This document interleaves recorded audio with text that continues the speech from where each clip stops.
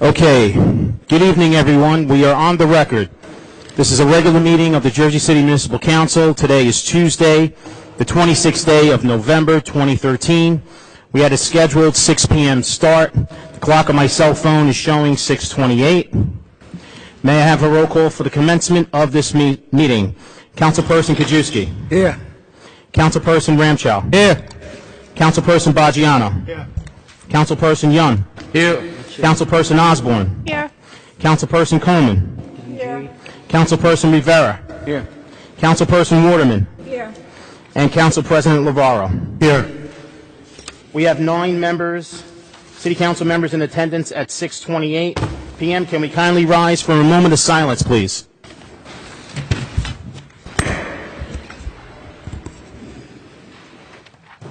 James Buffy Stevens and Maria Williams.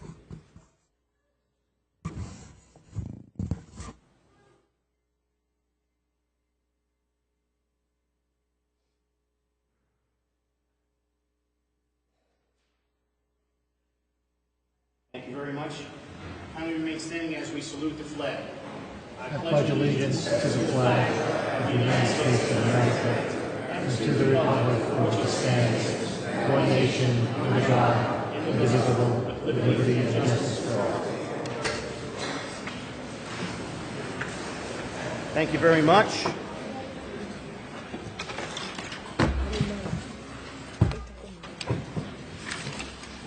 On behalf of Council President Lovarro, in accordance with the New Jersey Public Laws of 1975, Chapter 231, the Open Public Meetings Act, also known as the Sunshine Law, adequate notice of this meeting has been provided by the posting on the bulletin board of the first floor of City Hall, the annual notice, which is the schedule of meetings and caucuses of the Municipal Council for the calendar year 2013, and filed in the office of the City Clerk on Thursday, December 20th, 2012. In addition, at the time of its preparation, the agenda of this meeting was similarly disseminated on Thursday, November 21st, 2013 at 4 p.m. to the Municipal Council, Mayor, Business Administrator, Corporation Council, and the local newspapers. So I can certify as to our total compliance with the Sunshine Law. Council members, before we move on to our regular scheduled business, I need a motion to add 10Z6 through 10Z9, which was not on your original printed agenda. Motion. Second. Motion made by Councilperson Lovarro, seconded by Councilperson Coleman. On the motion to add 10Z6 through 10Z9, Councilperson Kajewski. Aye. Councilperson Ramchow. Aye. Councilperson Baggiano. Councilperson Young. Aye. Councilperson Osborne. Aye. Councilperson Coleman. Aye. Councilperson Rivera. Aye. Councilperson Waterman. Aye. And Council President Lovarro. Aye. Motion carries 9-0, and items 10Z6 through 10Z9 will be added to the agenda. Council President? We have a very special guest tonight and a very special presentation, and a well-deserved presentation. Mayor Fulop, the floor is yours.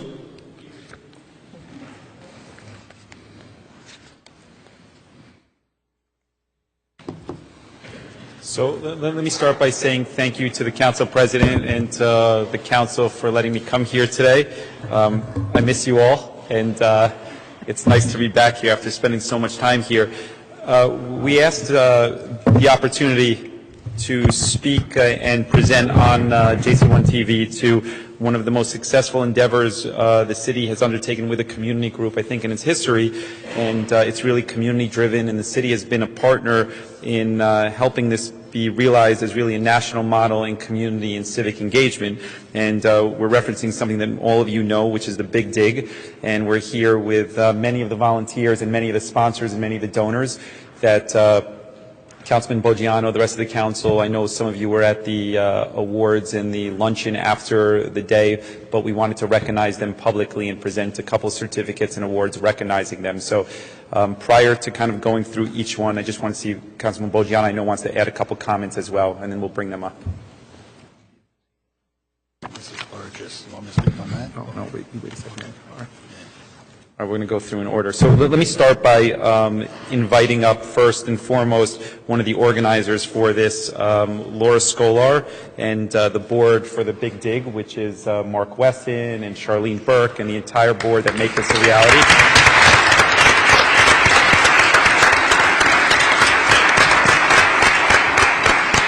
This is one of the great things about this job is that you have the opportunity to really speak on behalf of the 250,000 people that call Jersey City home, and we just want to say thank you for all that you do, really making this such a successful event. And just for the viewers out there, and how many bulbs were planted this year? 65,000. 65,000, and how many volunteers? We had 750 volunteers. 750 volunteers. Call up everybody? Is that right? Okay. Quite a coalition. Parks Coalition. Now, I'm going to leave the board up here with me, and we're going to together call up some of the people that we wanted to publicly recognize. First, we just want to recognize, of course, some of the employees in Public Works that really did a terrific job, and, of course, the Girl Scout troops, in particular in Public Works, Jim and Felix. We want to say thank you for them. And yeah.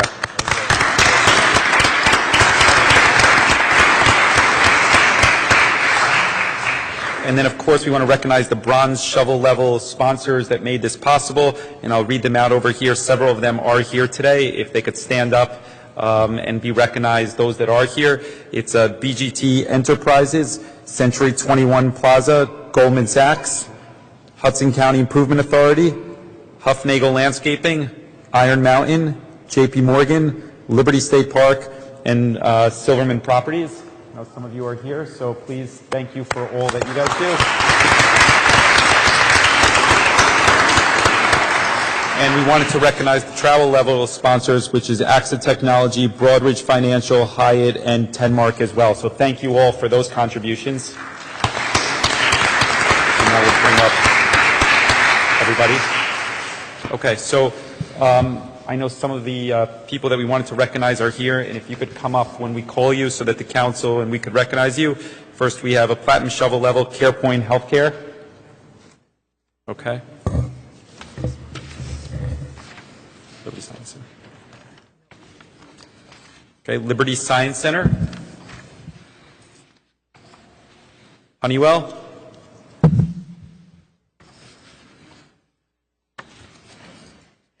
ADR Bulbs,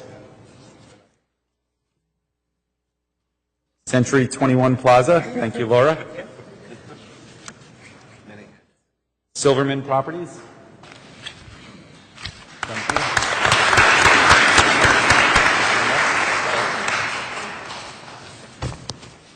AXA Technology, Tenmark, thank you, Mark.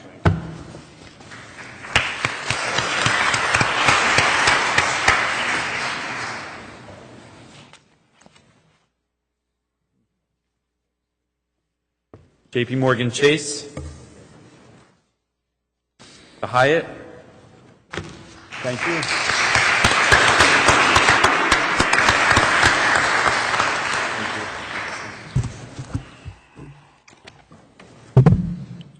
Broadridge Financial, thank you.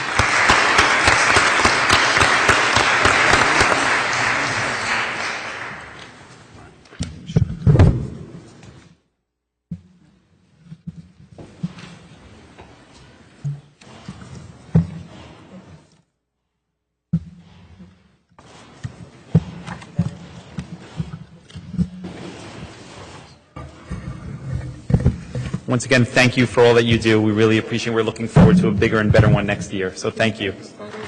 Yeah, of course. What? Take the council down. So would you invite the council down to take a picture with the volunteers? Sure. Thank you. Council members. Volunteer picture. Yes, so everybody just kind of line up along the mayor standing amongst us.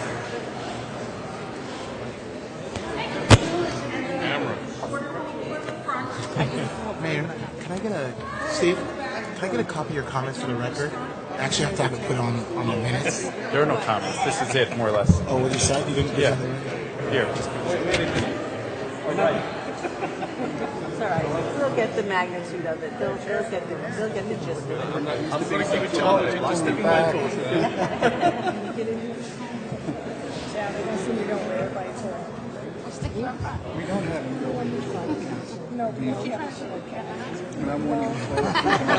I would just do it.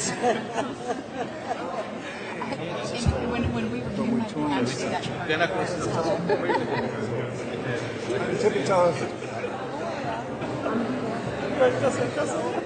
Yeah, like this, that'd be better. Just show your hand. Just at least we put your hand, right? Say hello to the hand. We're waving. That's true.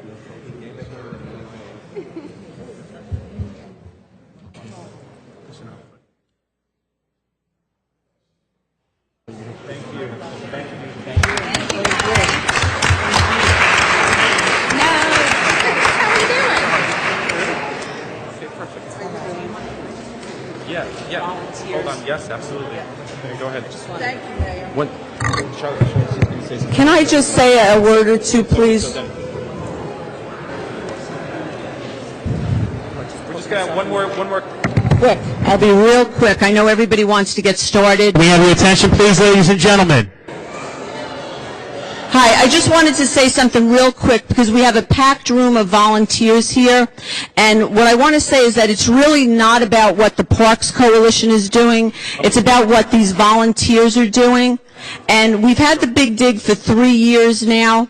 And just to give you a sense of what we've accomplished and how important the volunteers are, in the last 3 years we've planted 133,000 bulbs throughout Jersey City at 262 locations. And that's been with, you see volunteers here, but we've actually had 2,600 volunteers over the last 3 years that have volunteered for this initiative. And that translates with all of our donations and sponsorships, that's $75,000 in 3 years that we've raised for this.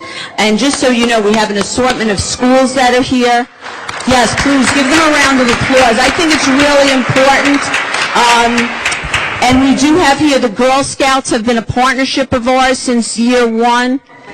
We have some youngsters. We also have the high schools. We have Dickinson High School here tonight.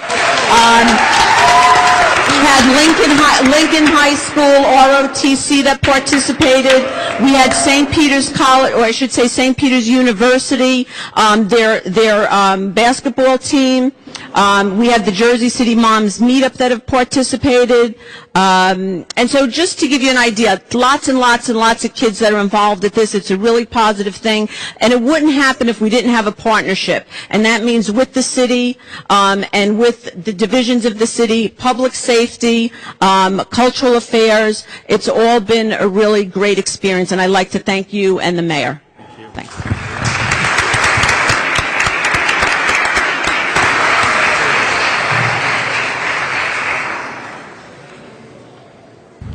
Okay. On to our regular scheduled business. Yeah. Before maybe we can just allow everyone to, if you're leaving the chambers. it actually works. You can try it if you want.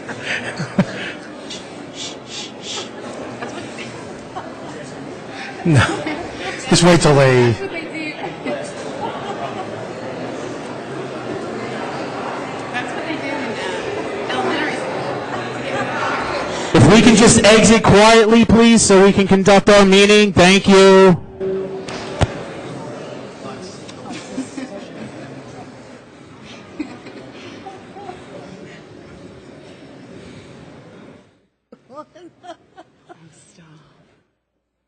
Okay. Okay. On to our first reading ordinances. I'm going to Sean, read. before we move on to first reading ordinances, can I move to move 10H up on the agenda? It's a resolution. I can't hear you, councilperson. Can I move to, I'd like to motion to adopt 10H, resolution agenda number 10H. Motion, You want me to second? Second. motion to 10H by Councilperson Lavaro, seconded by Councilperson Osborne. On a motion to defer to 10H, Councilperson Kajewski. Aye. Councilperson Ramchow. You stepped Absent. away. Councilperson Baggiano. Aye. You have to turn your mic on. You have to point it towards you. Councilperson Young. Aye. Councilperson Osborne. Aye. Councilperson Coleman. Aye.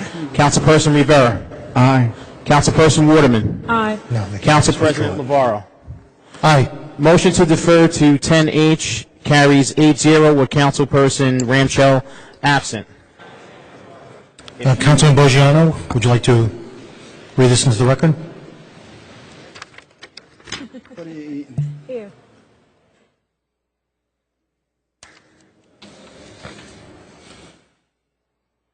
Can we, do you want me to call up the family?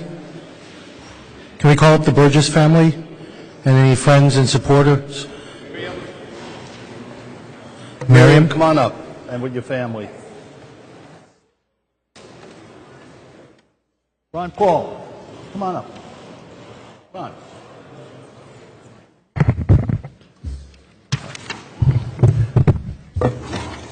Just wait a second.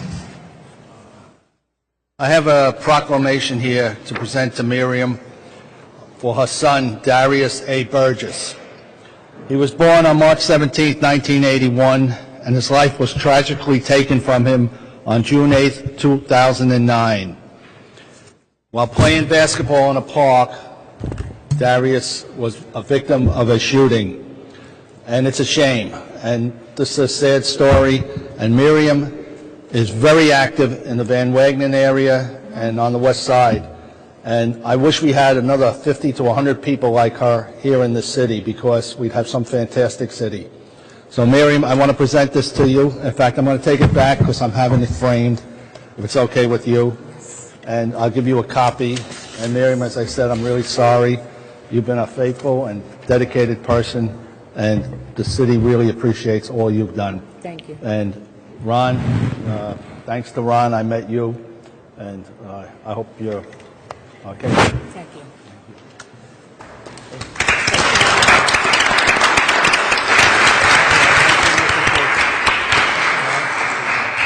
Miriam, would you like to speak and share a few words?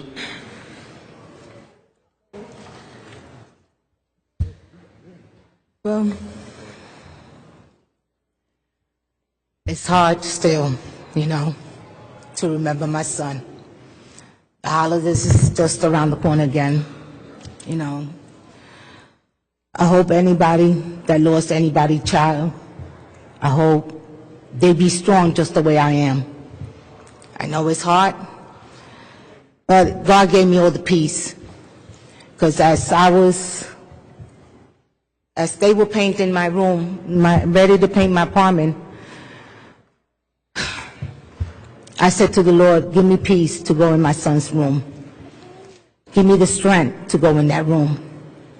So as I was moving everything, I went to his windowsill, and I saw a little piece of paper, something wrapped up. I was ready to throw it in the garbage, but something told me no. So when I opened it up, he gave me the piece that I wanted. And it was a ring that was inside the wrapping paper. And I thank the Lord above every day and every night that he gave me that peace and give me that strength every day to keep on going forward.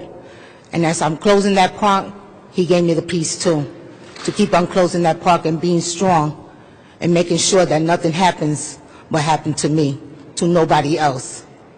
Thank you for everything, and thank you for your helps too. Thank you, ma'am. Thank you. Sean, I know we did this a little bit.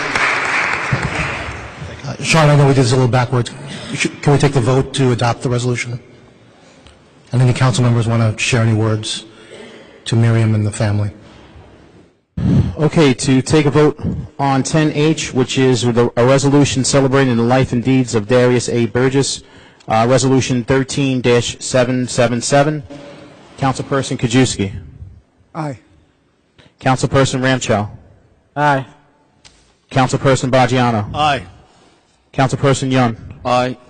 Councilperson Osborne. Aye. Councilperson Coleman. Aye. Councilperson Rivera. Aye. Councilperson Waterman. Aye. Council President Lavarro. I just want to say to Miriam and the family that our hearts are with you. I know the pain hasn't gone away and it never will. And if this resolution can do anything to celebrate your son's life and and provide you any solace, and we know all the great things that you're doing over in your neighborhood to try to keep the neighborhood safe in his memory. So with that, our hearts and prayers are with you during this time. I vote aye. Thank you. 10H is unanimously approved, 9-0. On to our first reading ordinances. I have to read them all into the record, so bear with me. Item 3A is a franchise ordinance granting permission to Kennedy Lofts Urban Renewal LLC, its successors and assigns to allow existing private improvements in the Newkirk Street and Jones Street rights-of-way adjacent to the property located at 100 Newkirk Street, Jersey City, New Jersey, also known on the tax map of the City of Jersey City as Block 10703, Lot 18, and that's ordinance number 13-131. Item 3B, City Ordinance 13-132, is an ordinance amending Chapter 296, Streets and Sidewalks, Article 6, Street Name Changes to provide a street naming protocol. Item 3C, City Ordinance 13-133, an ordinance supplementing Chapter 332, Vehicles and Traffic, Article 2, Traffic Regulations, Section 332-7, prohibited turns at intersections of the Jersey City Traffic Code, prohibiting the left turn for vehicles eastbound on Hoboken Avenue to northbound on Baldwin Avenue daily. Item 3D, City Ordinance 13-134, an ordinance supplementing Chapter 332, Vehicles and Traffic, Article 2, Traffic Regulations, amending Section 332-5, One-Way Streets of the Jersey City Code, designating the entire length of Saley Street as a one-way southbound. 3E is my understanding that the administration is withdrawing 3E? Mm-hmm. Correct? Yes. Thank you. So on to 3F, City Ordinance 13-136, an ordinance supplementing Chapter 332, Vehicles and Traffic, Article 2, Traffic Regulations, Section 332-8, prohibited right turns on red signal of the Jersey City Traffic Code, prohibiting the right turn on red signal for vehicles traveling southbound and northbound on West Side Avenue, turning westbound and eastbound onto Belmont Avenue all times. Item 3G is also being withdrawn, as per the administration. 3H, City Ordinance 13-138, an ordinance of the Municipal Council of the City of Jersey City adopting amendments to the Land Development Ordinance, Section 345-66, landscaping for the required types of streets. 3I, City Ordinance 13-139, an ordinance authorizing an amendment to a lease agreement with Rand Parking, Inc. for parking spaces located at 2 Journal Square Plaza. 3J is also being withdrawn as per the administration. On to 3K, which is City Ordinance 13-141, an ordinance amending Chapter 3, Administration of Government, Article 11, Department of Public Safety, Division of Police, Section 85.1, off-duty assignments of the Jersey City Municipal Code. 3L, City Ordinance 13-142, an ordinance authorizing an amended and restated financial agreement for 272 Grove Street Urban Renewal LLC, which was approved by Ordinance 07-052, converting from a condominium project to a market rate residential project. It is my understanding that 3L, City Ordinance 13-142. I'm going to have a motion to amend. It's 3K? Scott, sorry, it's 3K. Thanks, David. Which is City Ordinance 13-141. Can I have a motion to... Motion to amend by Councilperson Osborne, seconded by Councilperson Rivera. On a motion to amend 3K City Ordinance 13-141, Councilperson Kajewski. Aye. Councilperson Ramchow. Aye. Councilperson Baggiano. Aye. Councilperson Young. Aye. Councilperson Osborne. Aye. Councilperson Coleman. Aye. Councilperson Rivera. Aye. Councilperson Waterman. Aye. Council President Navarro. Aye. Who's going to state the amendment for the record? Really? That was for the amendment, right? I know. I should have took the amendment first, then the vote, but excuse me for that. We can re-vote if you want, but I need someone to read the amendment into the record. So, okay. Are So we I read talk- I'm supposed to read this in before we vote to adopt? Yes. Okay. Uh, I mean, sorry. My vote to mistake. Introduce, sorry. It's my mistake. Okay. All right, so I'll read it in. So I propose an amendment to section D4. A police officer need not accept an off-duty assignment that does not guarantee a minimum of 4 hours off-duty employment. However, an officer at his or her discretion may accept an off-duty assignment that provides less than 4 hours of off-duty employment. Carmine, is it all right to bring Carmine up here from the union? We've been through this all afternoon. Not really. Back and forth, back and forth. This is Carmine Disbrow, the head of the POBA. You keep it brief, Carmine. Okay, I'm sorry. Can you read that again, Councilwoman? Sure. I did not catch the whole. A police officer need not accept an off-duty assignment that does not guarantee a minimum of 4 hours off-duty employment. However, an officer at his or her discretion may accept an off-duty assignment that provides less than 4 hours of off-duty employment. Okay, I think what we discussed, Councilwoman, is that the officer will be afforded the opportunity to work 4 hours. Correct. Right? I'm not getting that just in this.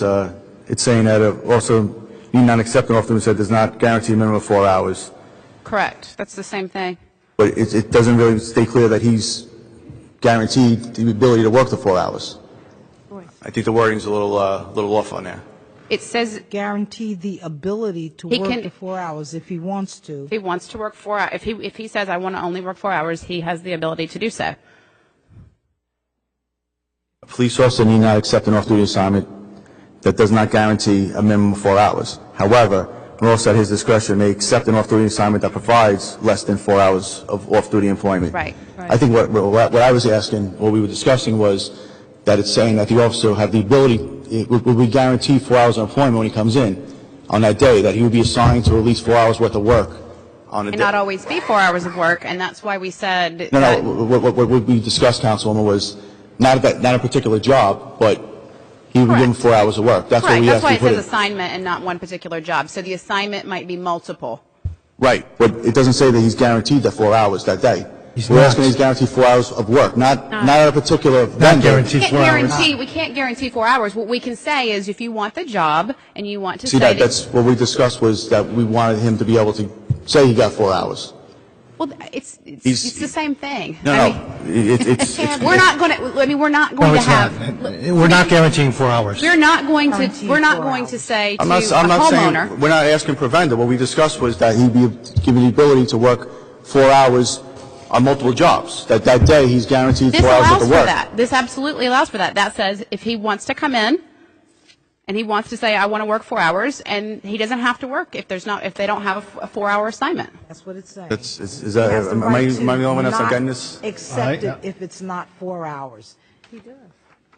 If it's not 4 hours, he has the right to say he does not want the assignment.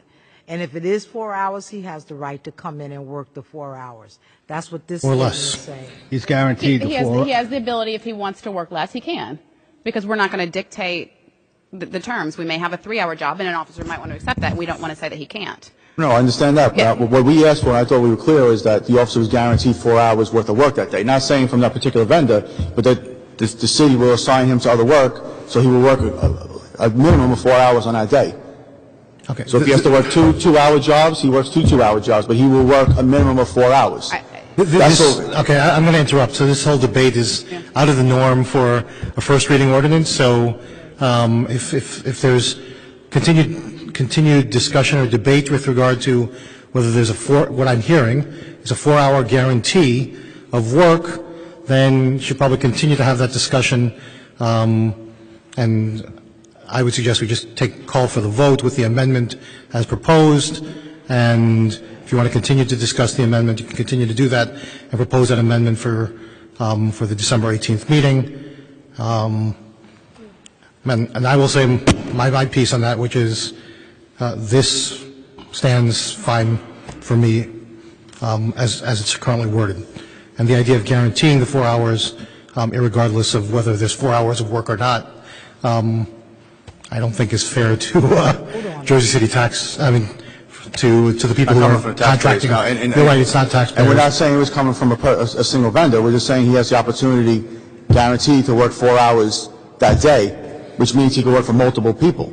That's what we discussed, and I think that's what it seemed like we had a consensus on, and now I don't know. It got I don't think this lost. precludes him or her from working for multiple vendors. It just you're saying you want to guarantee that he'll get multiple. What I'm hearing right now is you want to guarantee that if an off-duty assignment is provided, that there's a guarantee that there'll be 4 hours, whether it comes from multiple vendors or a single vendor. Correct. Correct. And I don't think at least that's not the will of this council person, and I wouldn't certainly vote for that amendment if that was the case. You'd have to convince me otherwise at this point. But we're not prepared to discuss that here on first reading.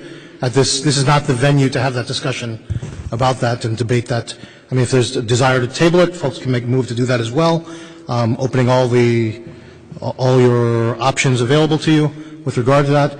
But this is not the normal proceedings by which we do a first reading. Well, I would then ask the council to table it, because we came to agreement on certain issues tonight, which I was very appreciative on certain council people for the work they did on making the amendments to the ordinance.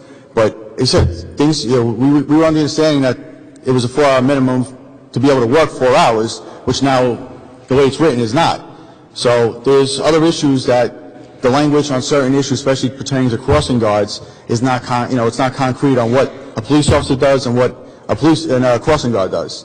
So with that being said, I am asking the council to table it until we can have further discussion, until we have all the council people in agreement on what a police officer is able to do at a job site and what a crossing guard is allowed to do at a job site. Because obviously, as the council knows by law, there are certain things crossing guards can't do.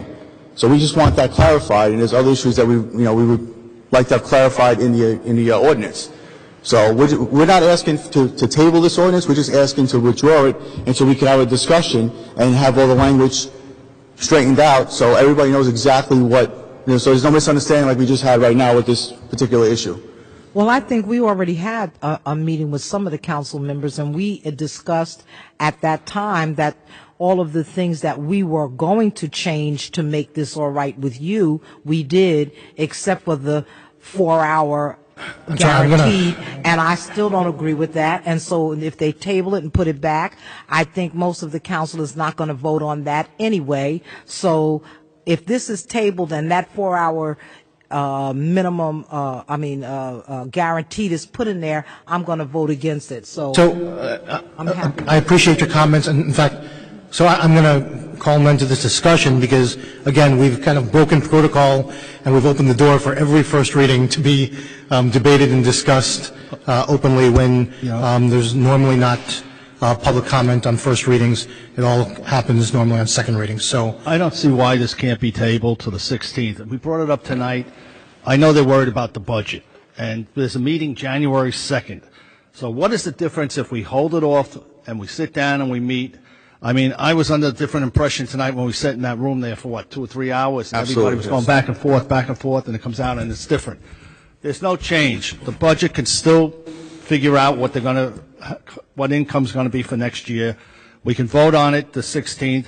on the 18th, and then the second reading, we have a special meeting on January the 2nd and vote on it. What's the difference? And we stop the confusion, stop the morale problem that's going to happen within the department where everybody's going back and forth with all different views, all different opinions, and it's really annoying. I agree. I think we should sit down and this time finalize it and present it to the council in a proper way. All we're asking for is that, it seems like this is being rushed, and we just want to make sure it's done correctly and fairly. That's all we're asking. Again, in all fairness, I'm going to end debates. If you could please have a seat at this point. I'm sorry, I know Councilman Boggiano called you up. It's totally inappropriate for us to have public commentary during first reading. So I'm going to ask you to please have a seat and allow the council to conduct its business. Okay, we still have the at this public juncture. speaking session, right? There is no public speaking session during first reading. That was an exception made by Councilman Boggiano. It was out of order, frankly. No, I'm saying... And with all due respect, Councilman. What's going on all day? Okay. I don't consider it out of order. I think we have... It's out of order, Councilman, okay? Let's follow the order and the rules of let's follow the law as it's written into code. Okay, Yes, so I call for the votes. I'm going to have to call for the vote, but I'm going to reread the amendment.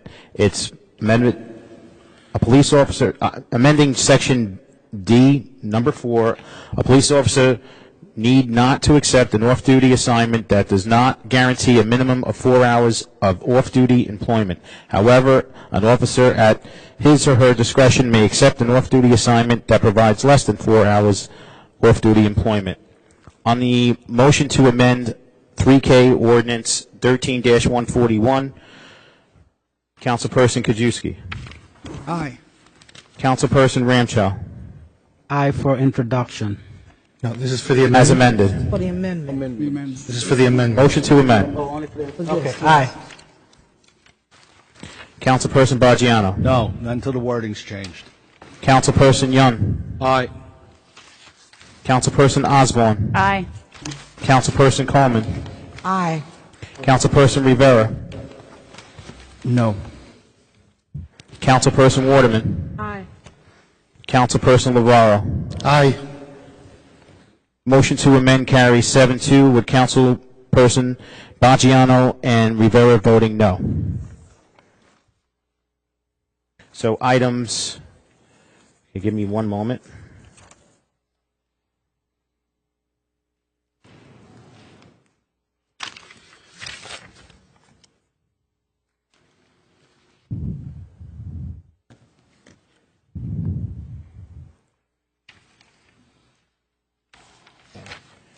Items 3A through 3L, with the exception of 3E, G, and J, which were withdrawn, and 3K as amended. Councilperson Kajewski. Aye. Councilperson Ramchow. Aye. Councilperson Boggiano. Aye. Councilperson Young. Young. Yeah. Aye. Councilperson Osborne. Aye. Councilperson Coleman. Aye. Councilperson Rivera. Aye. Councilperson Waterman. Aye. And Council President Lavarro. This is for introduction. Introduction on all first reading ordinances and Aye for introduction.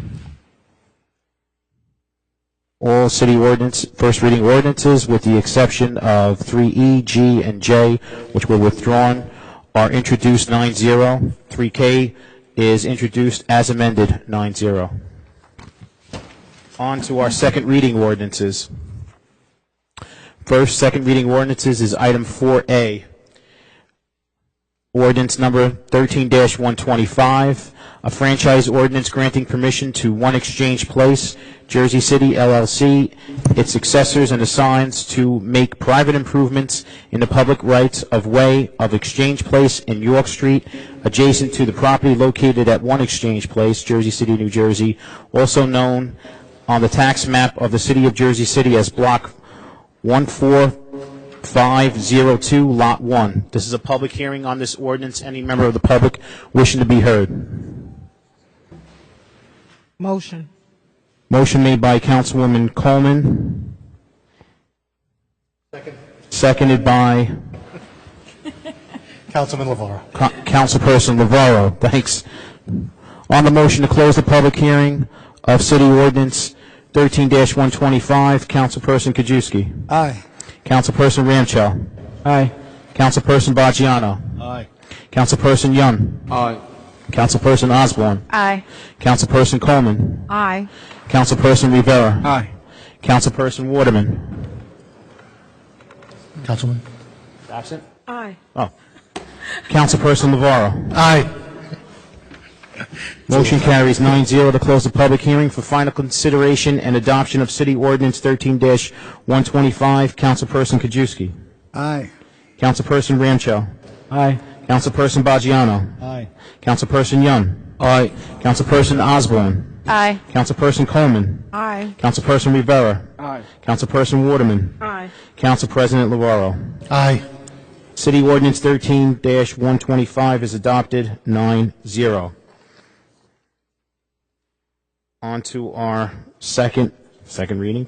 Item 4B, City Ordinance 13-126 is an ordinance authorizing the execution of a rights-of-way use agreement between the City of Jersey City and Cross River Fiber, Inc. to permit the installation of fiber optic cabling in existing underground conduct and/or existing utility poles within certain public rights-of-way for purposes for providing telecommunication services. This is a public hearing on this ordinance, and I see Yvonne Bolser. Yes. Normally, I would not speak on this, but I have noticed that where I lived at, it looks like it's probably 100+ wires on certain poles. Now, I understand the need for fiber optics. I'm not against that. But what will the citizen get back in return? Will they clean up the poles and remove all wires, or will we just have more wires added to poles that look like worse than this over there? I mean, the inner cities is being dumped on. Yeah. The newer areas of the city that the wiring is below ground. It looks very nice. Yvonne, can I interrupt? I believe this is underground. No, it doesn't say that. It says or existing utility poles within certain public right-of-ways. Mr. Kakalowski, can you just address the issue of the spaghetti wiring and what we're doing in the city to address that?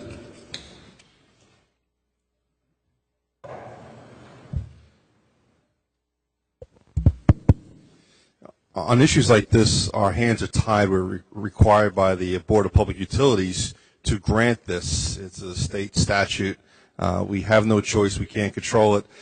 We have looked into the problems of, some of the spaghetti wiring, as the Council President suggested. All we can do is ask be brought to our attention. Most of them appear to be from the cable companies. So once it's brought to our attention, we can reach out to, I believe it's Comcast, and have them correct it at this point. It appears that there are wirings from past installation, and they do not take care of their property. I don't know if it's Comcast or not, but you have some of these poles that are actually heavy, and there is a concern that the weight of all that stuff on there's a few on St. Paul's and Skillman Avenue that it's embarrassing to look at it. It looks dumpy. Yeah, and the city is not doing anything to address this. As bad as it looks, it is in compliance with the Board of Public Utilities. Well, you know what? I think we can say no until they come to our table and say, what will you do to address this issue? We have reached out to the Board of Public Utilities. Mr. Donnelly has and has not gotten a response yet. Then I would say table this, because I'm not against fiber optics at all. Totally not. I'm against the issue of you don't allow this. You don't allow your community to be dumped on, and it's being dumped on, especially in older communities. And these poles they're on, they're tilting a bit. I mean, I remember what happened on Ward E after Sandy. The poles was actually bent over because of the weight of the utilities that was on these poles. We're allowing them to get away with it. And if you say to these people, we're not going to do anything until you address this, they may come here and speak to you.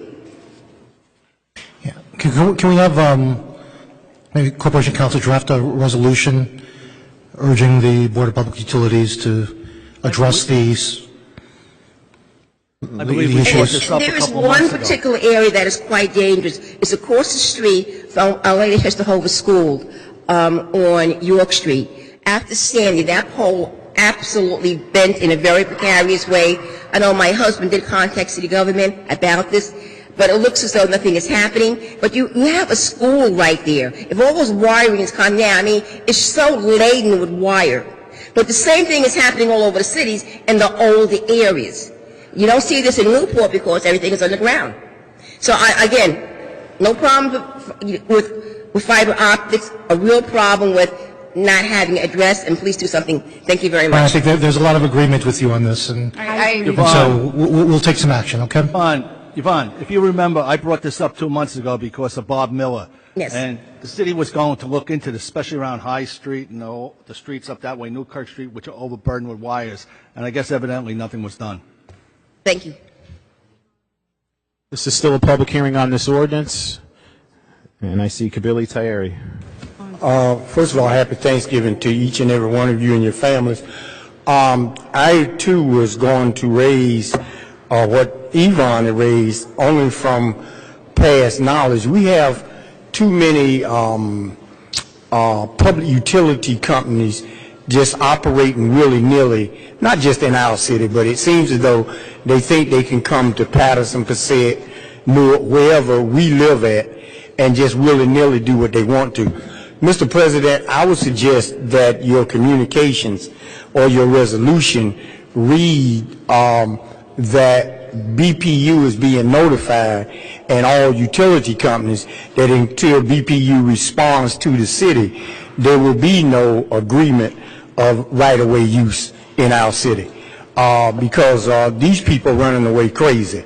I think something else we need to address is not only who owns Cross River Fiber, but who owns the rest of these various public utilities, whether it's fiber optics, cable, whether it's PSE&G, or whatever the case may be, because it's just outlandish the way they are really taking advantage of our city. And this is not something new they've started doing. I'm glad Mr. Donnelly, on behalf of the mayor, and I would even go as far as to say even on behalf of the city council, have reached out to BPU. But I think you need to, as the governing body, say to BPU that until you respond to us and give us some real, answers and address maybe even strengthening their own regulations, that we're not going to approve any right-of-way. So I just wanted to say I'm glad Yvonne raised it before me, and I would only say that in that communications to BPU, let them know that this and no other agreement will be approved until they sit down with us. And thank you. And again, happy Thanksgiving to all of you. You too. Happy Thanksgiving. Next speaker. What is the impact of not approving this? Corporation Counsel? Mr. Chair, I just wanted to know this particular one that Cross River Fiber is doing, is it for government use only, or is it for the government and the public? There's a question is whether it's for the government or for the public. Yeah, is it for government use only, or is it for the government and the public? Can Bob or somebody answer that? It's for both. It's for both. Thank you, sir. Next speaker. Jason Berg. I have to agree with the spaghetti that's around in Jersey City. On Neptune Avenue, the wires are so low that they're ripped down by the trucks going down our street and creates a big havoc.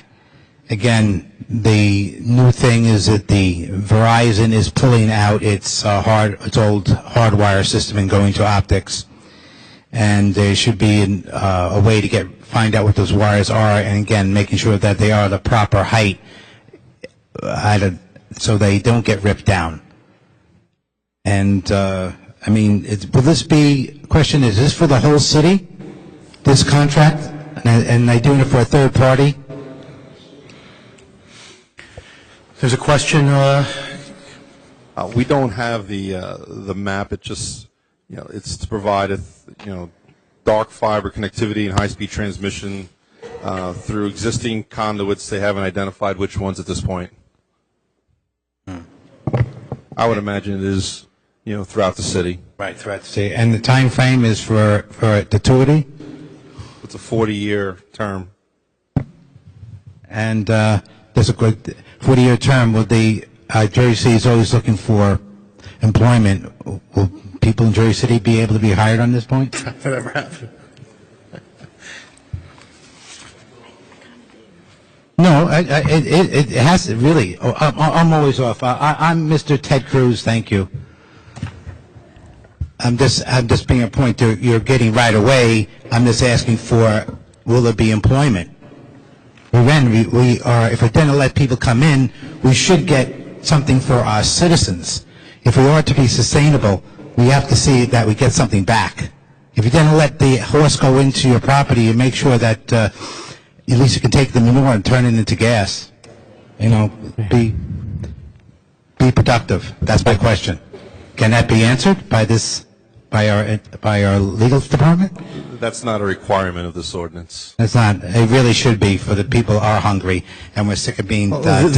These things Thank are governed by the State Board of Public Utilities, so the ordinance that we prescribe is really, I don't know what's the language, legal experts, pro forma, or like it's just kind of a...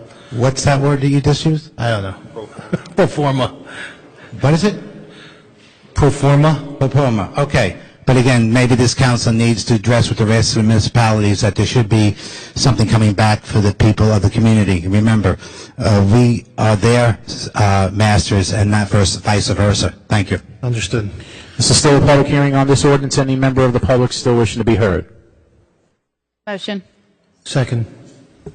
Motion made by Councilperson Osborne. And should I ask who seconded that? Ask about tabling it. Coleman? Councilperson Coleman, thank you. On the motion to close the public hearing, Councilperson Kajewski. Councilperson Ramchal. Get a response. Councilperson Ramchal. Aye. Councilperson Baggiano. Aye. Councilperson Yun. Aye. Councilperson Osborne. Aye. Councilperson Coleman. Aye.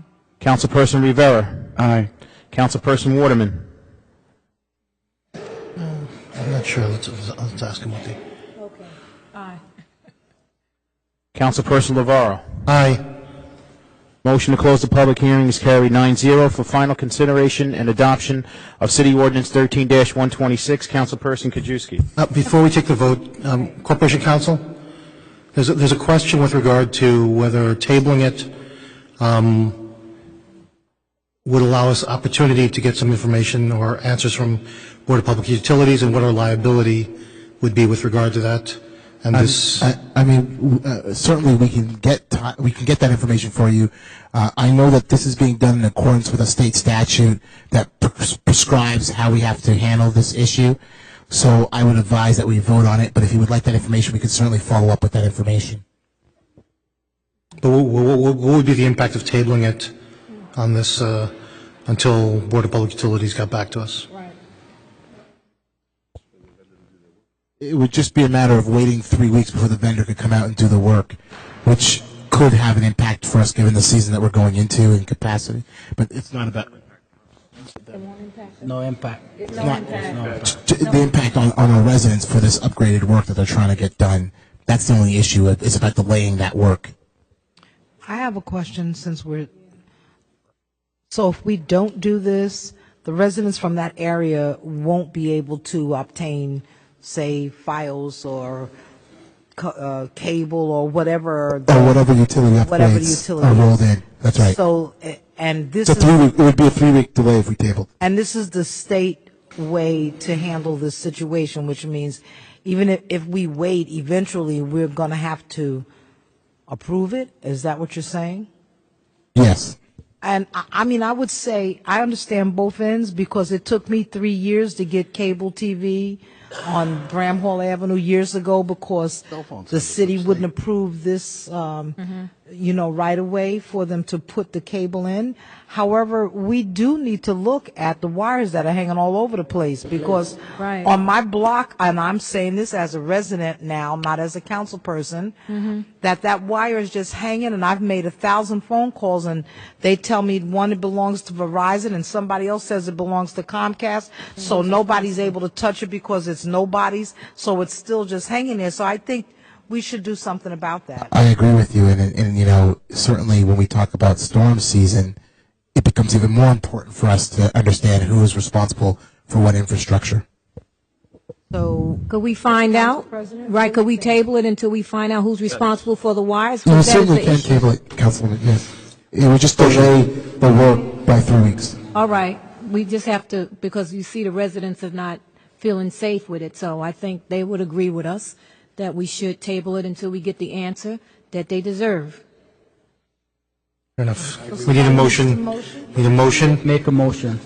I second. Okay, hold on. I have a motion to table ordinance 13-126 after the close of the public hearing.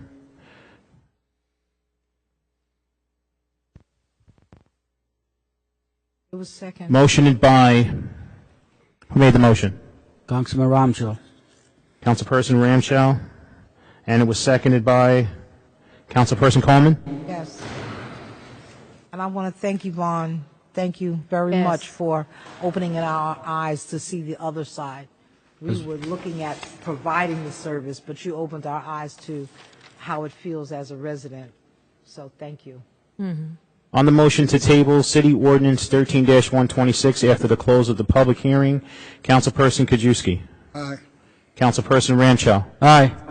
Councilperson Baggiano. Just want to say something. I just spoke to Dave Donnelly. I brought this issue up 2.5 months ago, and Dave, you said you reached out to who's involved, and nobody got back to the city of Jersey City. I also think all work, all wires, everything like New York City should be underground. I mean, it's ridiculous having these wires all over the place. So you vote? Yes, to table it. Councilperson Young. Aye. Councilperson Osborne. I just want to say, Vaughn, I couldn't agree more. It's really a frustrating situation, I think, for you guys to see that if we continue to say yes, yes, yes on items, and nobody gives us, kind of any attention when you think about the density of the city, the amount of revenue that these public utilities are getting from the residents who live here. We deserve responses, and we deserve to be kind of treated the same way that people who live in the suburbs of New Jersey are treated. And so I vote aye. Yes. Councilperson Coleman. Aye. Councilperson Rivera. Councilperson Waterman. Thank you, Yvonne. I vote aye. Council President Lavarro. Gentlemen, if we can get the BPU to respond to us expeditiously. I vote aye.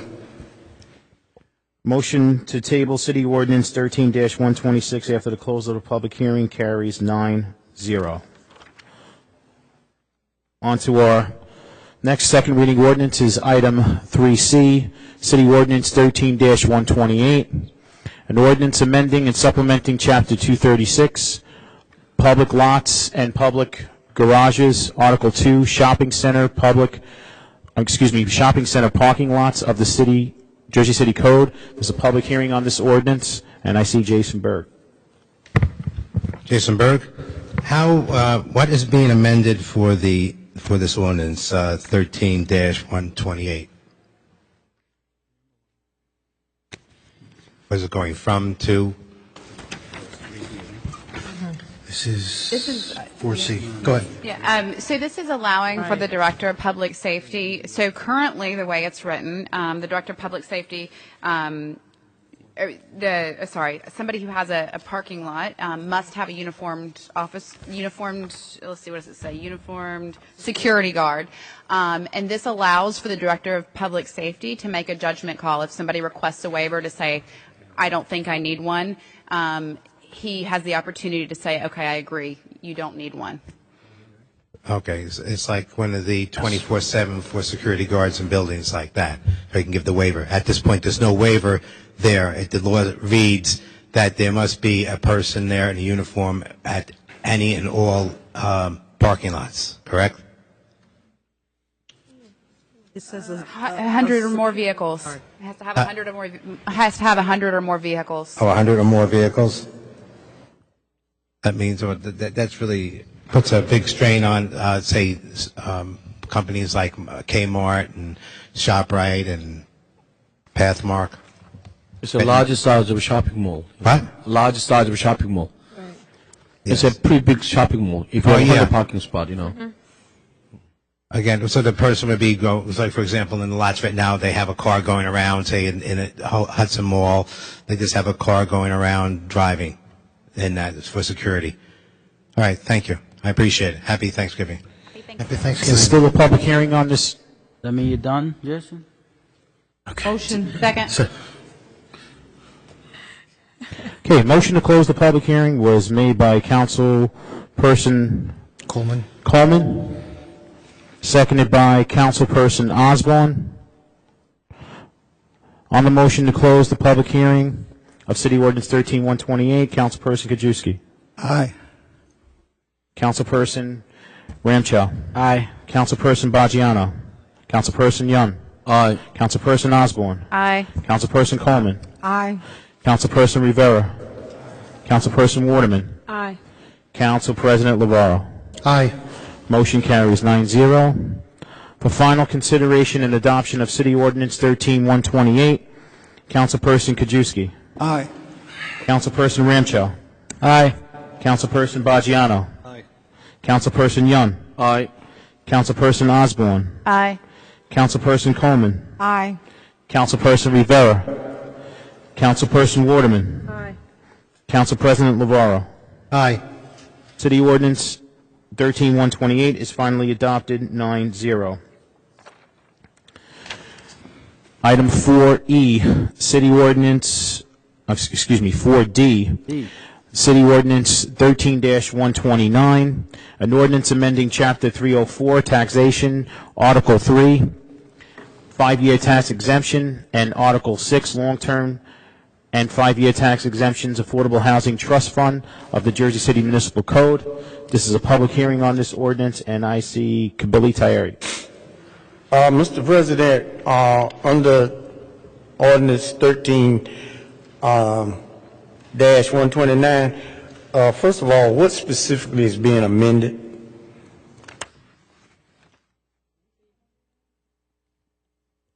This allows for, go ahead.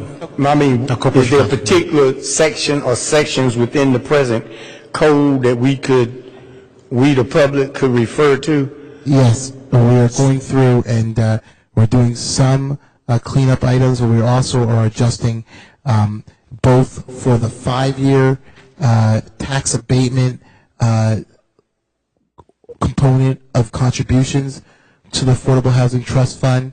We are adjusting it to require contributions from those projects that are significant enough to warrant being brought to the council. They're going to have to contribute now, whereas they didn't have to contribute before. And we are also adjusting how applications to receive funds from the trust fund are going to be handled. What is the, Mr.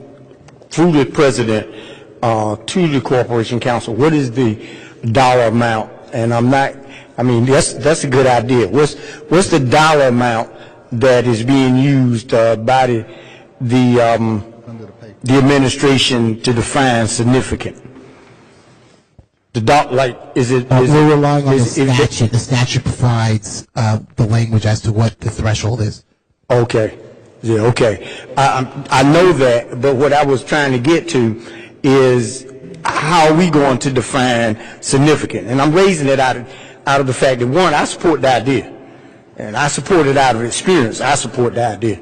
But knowing that the statute sets a threshold, what then are we using to say Kabili Tayari is coming in under the threshold, but Kabili Tayari, a $1 million developer, is coming in here asking for a 5-year abatement What else can I use other than the threshold?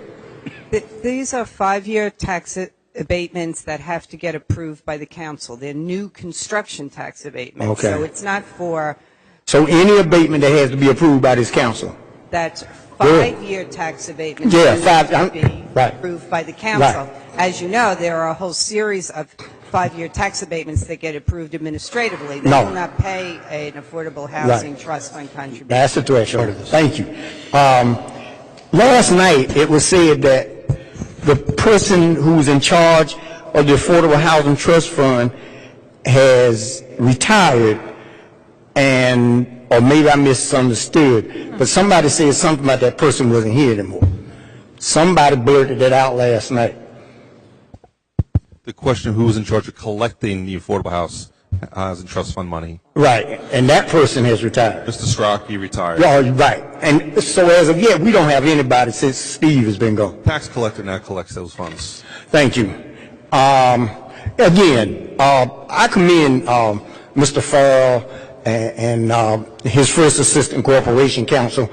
This is the greatest thing since apple pie, because a lot of these developers, as Joanne will tell you, she and I both know, they have gotten so shrewd with all of us now. They don't come in here and ask for 20-year or 15-year. They go for the 5-year, and I just have to be colloquial. They're getting over like fat rats, So this is, thank you, Jeremy, and thank you, Ms. Monahan. Thank you. This is still a public hearing, and I see Jason Byrd. Jason Byrd. I just want to say, so the record's clear, the mayor actually came up with the concept of ensuring that the 5-year tax payments contribute to the Affordable Housing Trust Fund. I think the mayor should be commended for taking that bold action. Thank you, Mayor Phillip.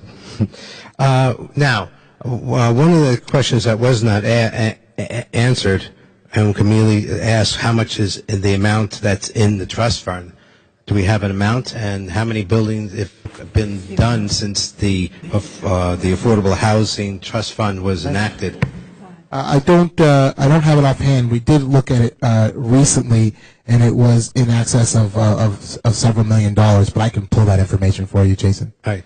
And with that, that's very good. Then, is there a plan to be using those $2 million in the future that are? It's not $2 million; it's several million, and it changes every day depending on interest and contributions. Well, my question is there a plan on the plate to start using those monies? Those funds are used on an ongoing basis to help incentivize low-income housing and senior housing in the city, and there are plans to actually continue to use those funds for those types of projects throughout the city. I think the Division of Community Development accepts applications. Yes. I believe the Division of Community Development accepts applications from private developers and nonprofit organizations who are looking to build affordable housing and wish to take advantage of Affordable Housing Trust Fund dollars. Thank you very much. Hi, Yvonne. Was it attached to the Okay. Yvonne Balser. Normally when a person builds an infill house, in the past had been between $300,000, $400,000, an average person. So now you're asking, and they would get a 5-year abatement, and we've seen them all over Central Avenue, the Heights, all over the city, whatever. So now you're going to ask the person who is not a developer. A lot of them are just regular folks. You're going to ask them to contribute again to affordable housing? I don't think that's fair. I think this applies. Can you just clarify It does not apply to that. It only applies, there is a very limited category of 5-year tax abatement that gets approved by the council. Most of them, like what you're speaking of, are approved administratively by the tax assessor, and they have using the criteria that's in the code already. This is strictly for multiple dwellings, commercial, and there might be one other, industrial. Yeah, it's multiple dwellings, commercial or industrial new construction that are required to be approved by the council, and the city's required to have a separate agreement concerning, not the small 1 and 2 family that the tax assessor does. Well, okay, because the 1 and 2 family, by technicality, is a multiple family. It is considered multiple dwelling is a defined term under the law, which is and 5 it does and not more. include. Probably, but I'm not sure offhand. I don't want to mislead you, but it's definitely not 1, 2, 3, 4. It's Okay. larger projects for sure. Thank you.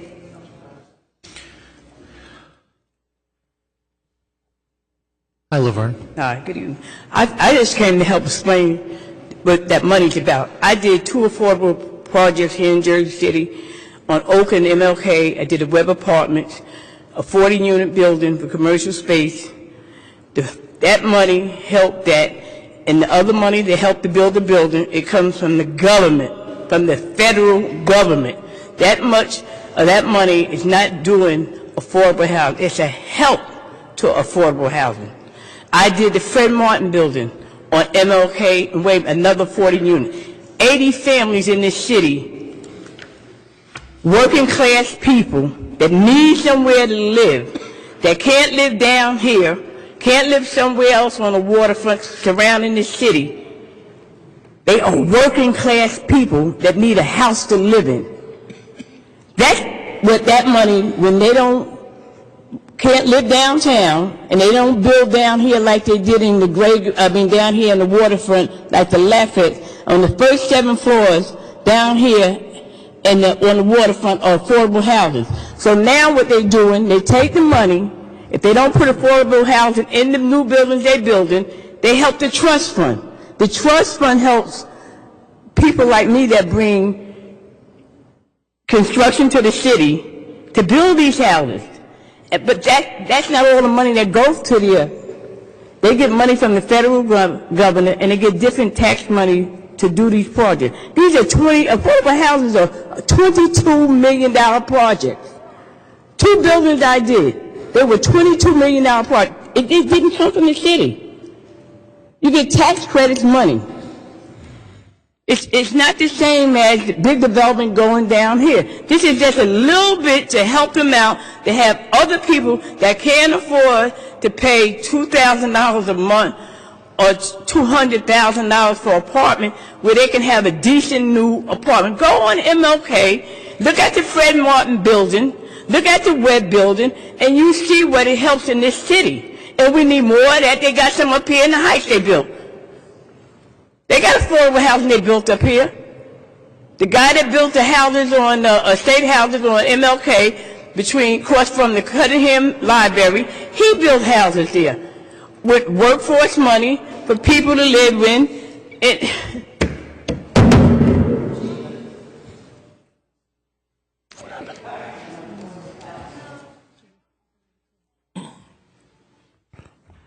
Greetings, this is Phil Carrington.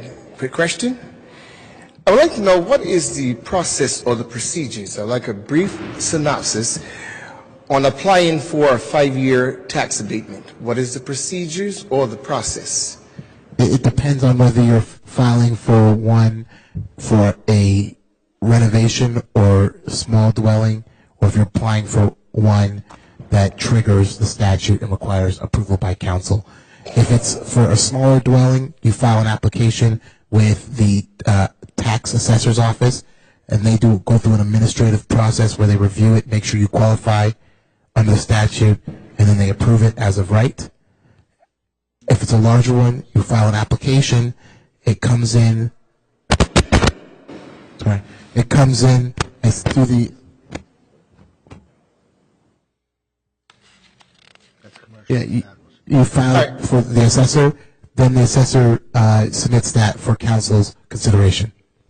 So the application or the process or the procedures, you can get that from the tax assessor's office? Absolutely. Or my office if you need. That's the question. Thank you. Motion. Second. Motion to close the public hearing made by Councilwoman Osborne. Sorry for my voice, I'm a little under the weather. Seconded by Councilperson Coleman. On the motion to close the public hearing, Councilperson Kajewski. Aye. Councilperson Ramchow. Aye. Councilperson Baggiano. Aye. Councilperson Yun. Aye.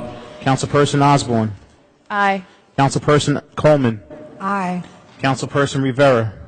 Councilperson Waterman. Aye. Council President Navarro. Aye. Motion to close the public hearing carries 9-0.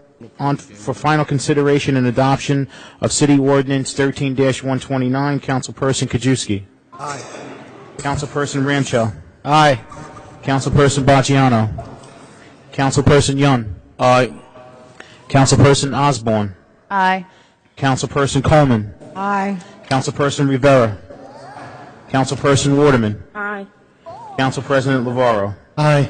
City Ordinance 13-129 is adopted 9-0.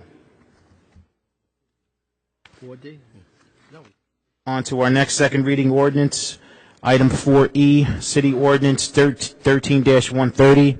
It's an ordinance supplementing Chapter 332, Vehicles and Traffic, Article 3, Parking, Standing, and Stopping, and Article 9, Parking for the Disabled, of the Jersey City Code, designating a reserved parking space at 159 Bartholomew Avenue, 158 Bayview Avenue, 192 Central Avenue, 69 Dales Avenue, 18B Dwight Street, 195 Dwight Street, 344-342 to 340 and a half H Street, 239 Liberty Avenue, 224 McAdoo Avenue, 136 North Street, 17-19 Oak Street, 235 Pearsall Avenue, 151 Roosevelt Avenue, 157 Van Nostrand Avenue, 423 Virginia Avenue, 290 Webster Avenue, 21-23 Woodlawn Avenue, 143 Woodlawn Avenue, 150 Woodlawn Avenue, and 202-204 Woodlawn Avenue,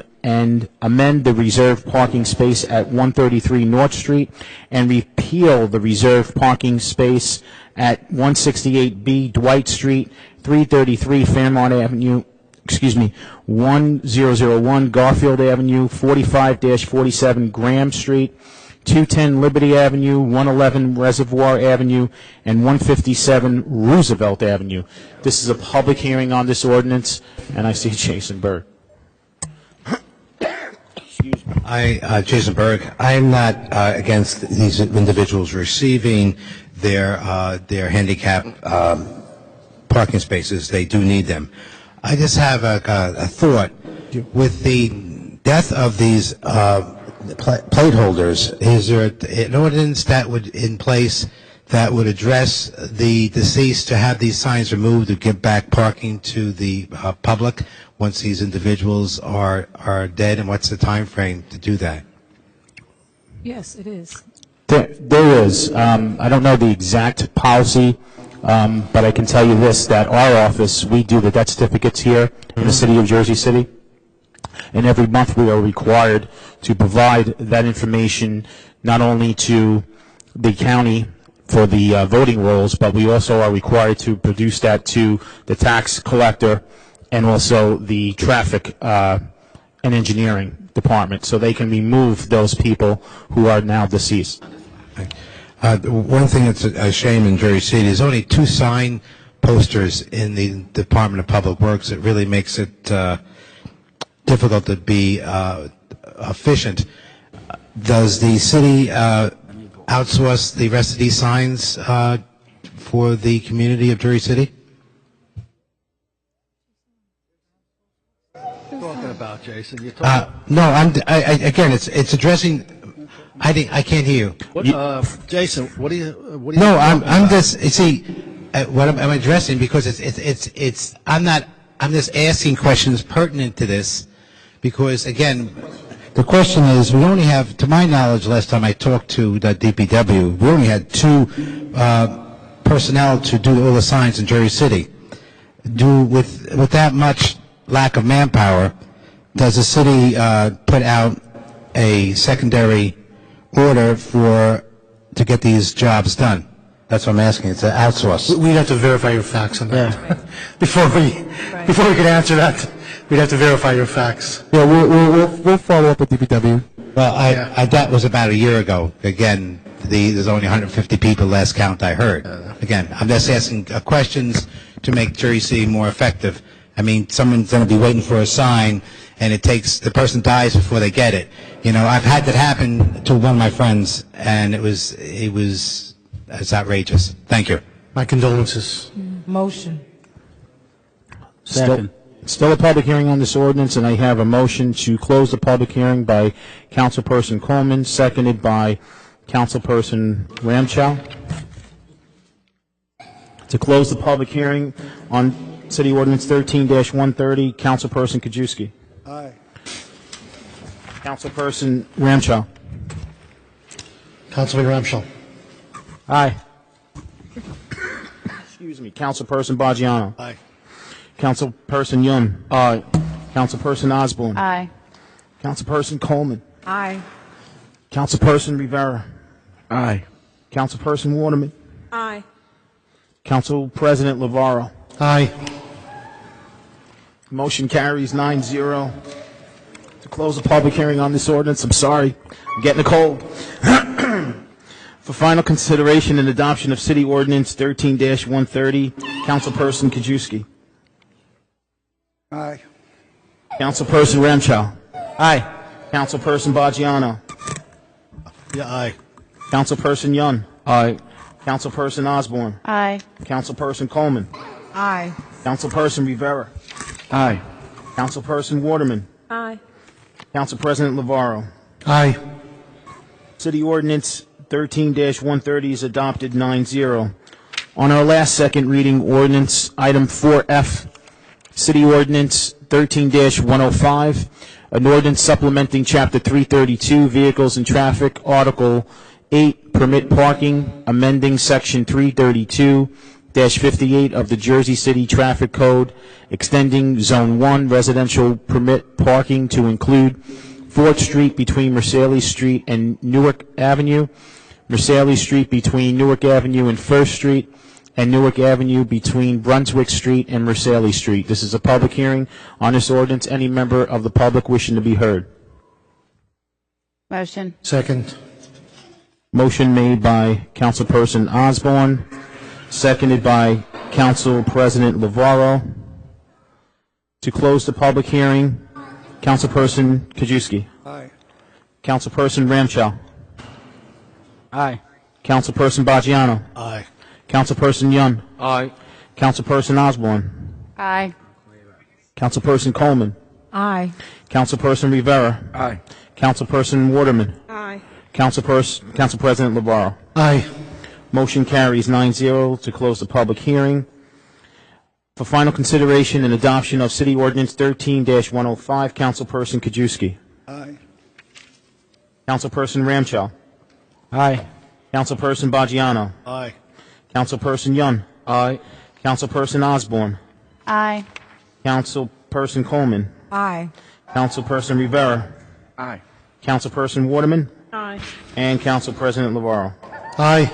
City Ordinance 13-105 is finally adopted 9-0. Before we go on to our public speaking portion of our meeting, I just wanted to apologize for taking that vote before we actually read the amendment into the record. Just want to clarify that for the record. And we wind up reading the amendment into the record, and we finally did take a vote. So I do apologize on that. And plus I'm under the weather. First speaker I have listed is Jamie Vasquez. Not here. Second, Stephen Pickney. Not here. Laverne Washington. And as Laverne makes her way up, I do have speakers 19 and 20. Mikhail E. Surerman and Charlene Burke is the last speaker, just so you know it's not on your printed agenda.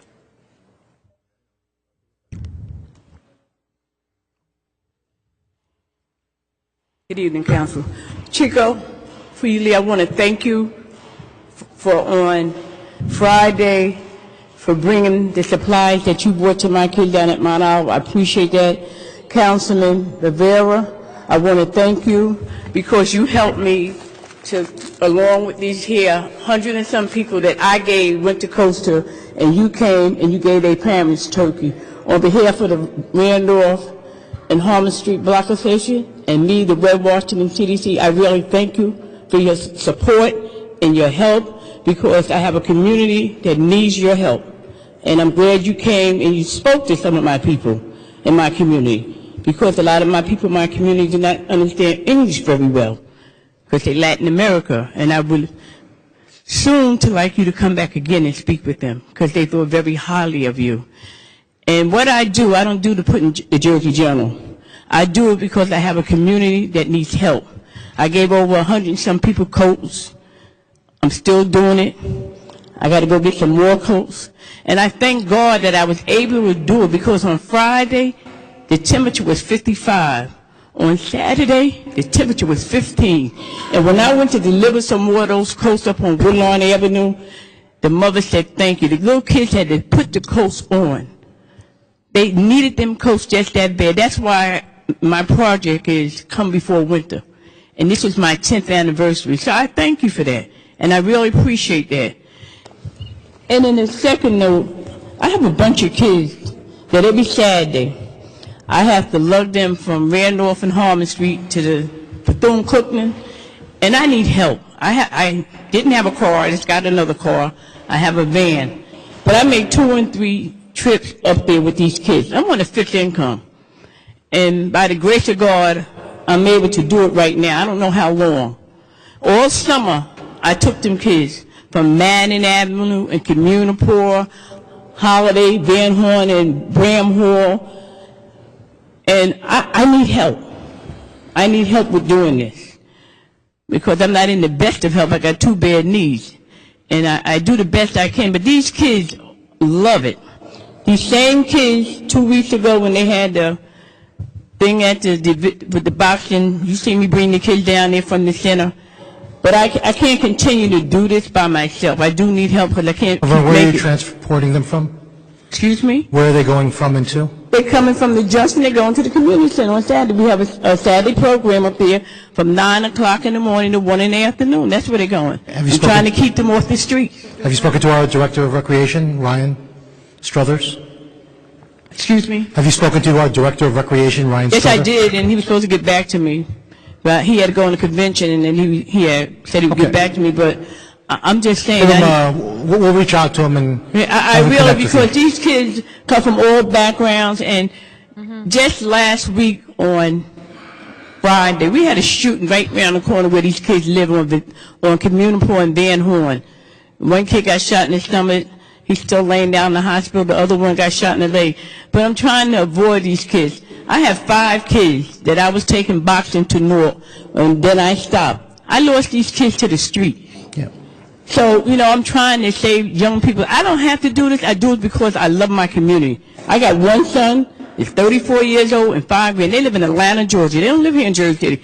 So the community kids are my children. But I do need this city to continue to help me do this. And I really That's something we should be able to help you with. So. The business Yes. card, Laverne? Thank you. You know what, Laverne? I tell you, what you do is extremely commendable. You've done it for so many years, as long as I've known you. And I tell you, it was my pleasure to give that stuff over to your organization. But as a whole, the city council, helped out, throughout the city. But I want to tell you, we're going to make sure that we sit down with the Department of Recreation and let them know, what you do, especially, on the weekends. I know, you're very heavy with the boxing, and, Thank you. And you're very proactive in keeping our kids safe. So we're going to speak to them, and we're going to make sure that, This ain't about me. I understand that. It's not. I stood in front of my door after my turkeys got mixed up with, what happened. You personally made sure I stood in front of my door out there in the cold, and you see me delivering them and passing them turkeys off that Saturday, and it was freezing. But it ain't about me. It's about our community. And thank you. I appreciate it. Thank Laverne, you. before you go, Laverne. Yes, ma'am. Can you give me a telephone number? My number? 201. Go over there. Go over there. I'm coming over. Okay. Our next public speaker, William Doherty. William Doherty, 3060 Kennedy Boulevard. Sure. I'll do that.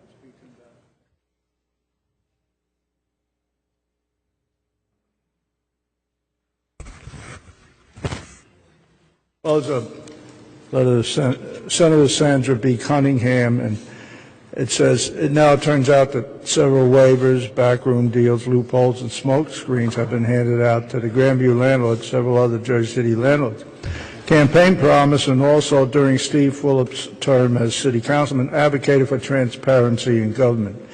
That this is still not the case. Transparency in government is quite evident here. Therefore, Tenants United is calling upon Steve Fulop to join Rolando Lavaro in cracking down on waivers, backroom deals, loopholes, smoke screens involving the city and New Jersey Apartment Owners Association, NJAA, which is the lobbying arm of landlords in Trenton and throughout every locality in the state of New Jersey. Now, the Grandview landlord is a dues paid-up member of the NJAA, and the purpose of the NJAA is to defeat any tenant-friendly legislation in any municipality and in Trenton. Thank you. We have to change the culture of corruption in Jersey City.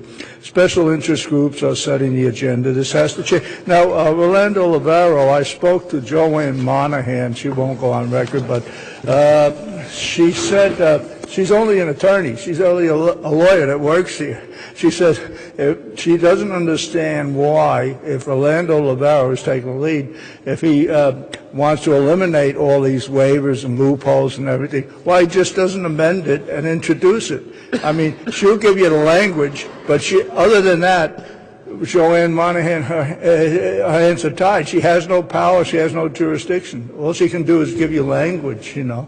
So I don't know. I was supposed to ask you if maybe we can get this introduced in the next city council meeting, because enough time has lapsed, and I don't know why, you know, Joanne Monahan, the lawyer here, doesn't understand why you can't do this. I mean, there's no reason. Incidentally, you also have the list of people at the Grandview who want 24/7 security guards. In other words, I'm not the only one speaking here.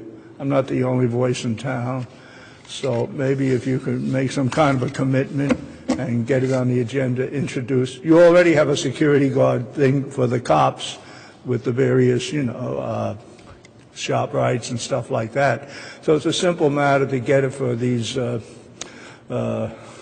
these multi-billion-dollar corporations who are for-profit corporations. They're not non-profit corporations, and they make money off the city by using the Jersey City cops as their own private security guards. So you should consider that. Bye. Thank you, Bill. So happy Thanksgiving, and I know the business administrator is working with the police public safety director, doing their assessment.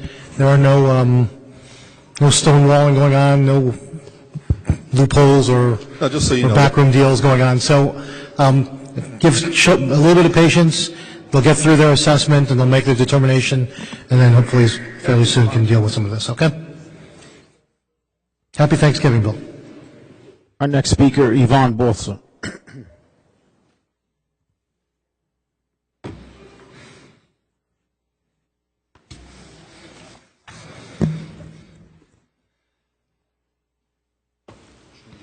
What you have here is an article on the left-hand side that's from the Hudson Reporter, and it's March 12, 2000. And this, I just put the headlines on the paper. 8 months into fiscal year, council approves $314 million in spending plan. So this city celebrated its 350th anniversary a couple of years ago. Didn't do anything about it.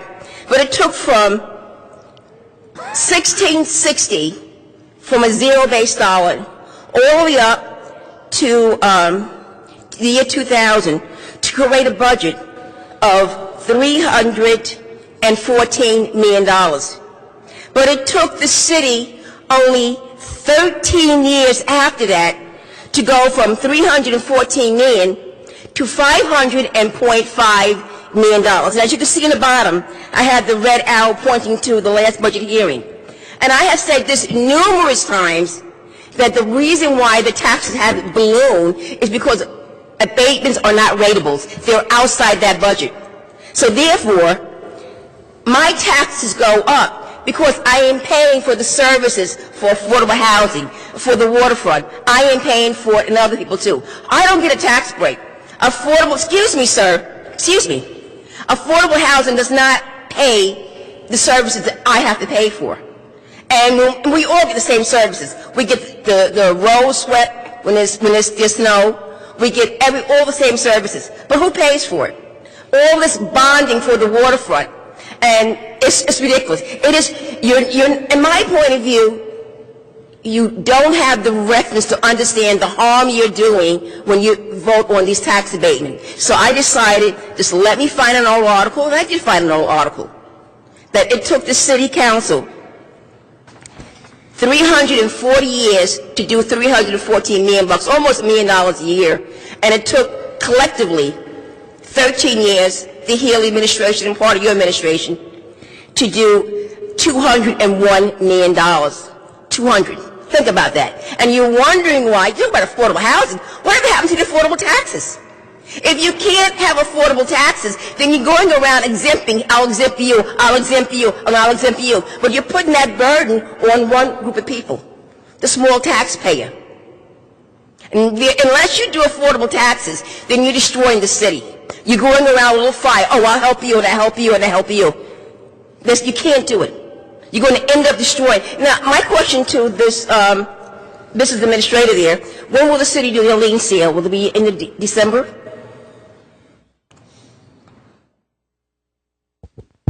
Yes, in December. Okay, so the people in the lien sale, it's going to be nobody, I can guarantee, on affordable housing, because they're protected, because I pay all their services. It's going to be no one there that has these tremendous abatements coming up at all. Your job is to represent the whole city, and you're not representing me at all. The abatement that was given out 2 weeks ago did not represent my interest at all. I lost equity in my home.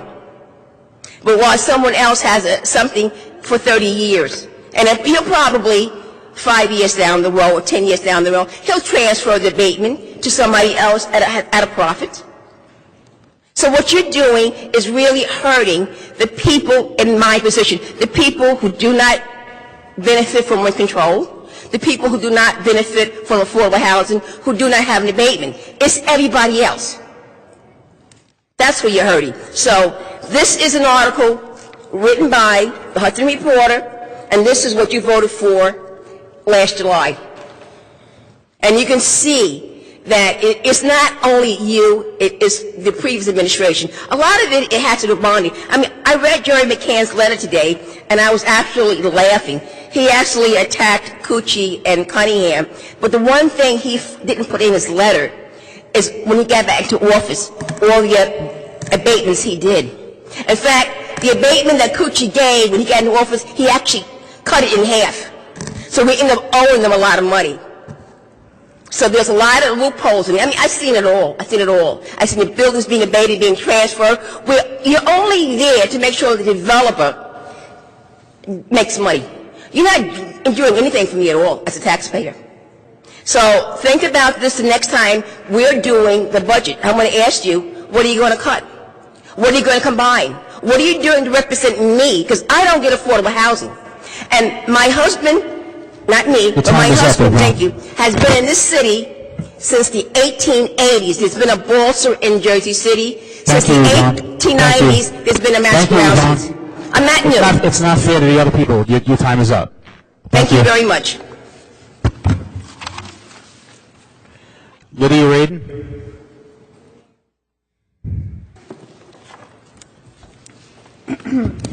Hello, my name is Lydia Reedon. I used to live at 278 3rd Street in downtown Jersey City, and I was going to speak on something else today, but I had the good fortune to run into our mayor, Mr. Steve Fulop, and Mr. Fulop makes my argument for me, and what he did was, first of all, he couldn't even face me. He was embarrassed and turning red and pointing his finger at me, saying, she was in Rikers, she was in Rikers, she was in Rikers. And what he's referring to is Rikers Island Prison.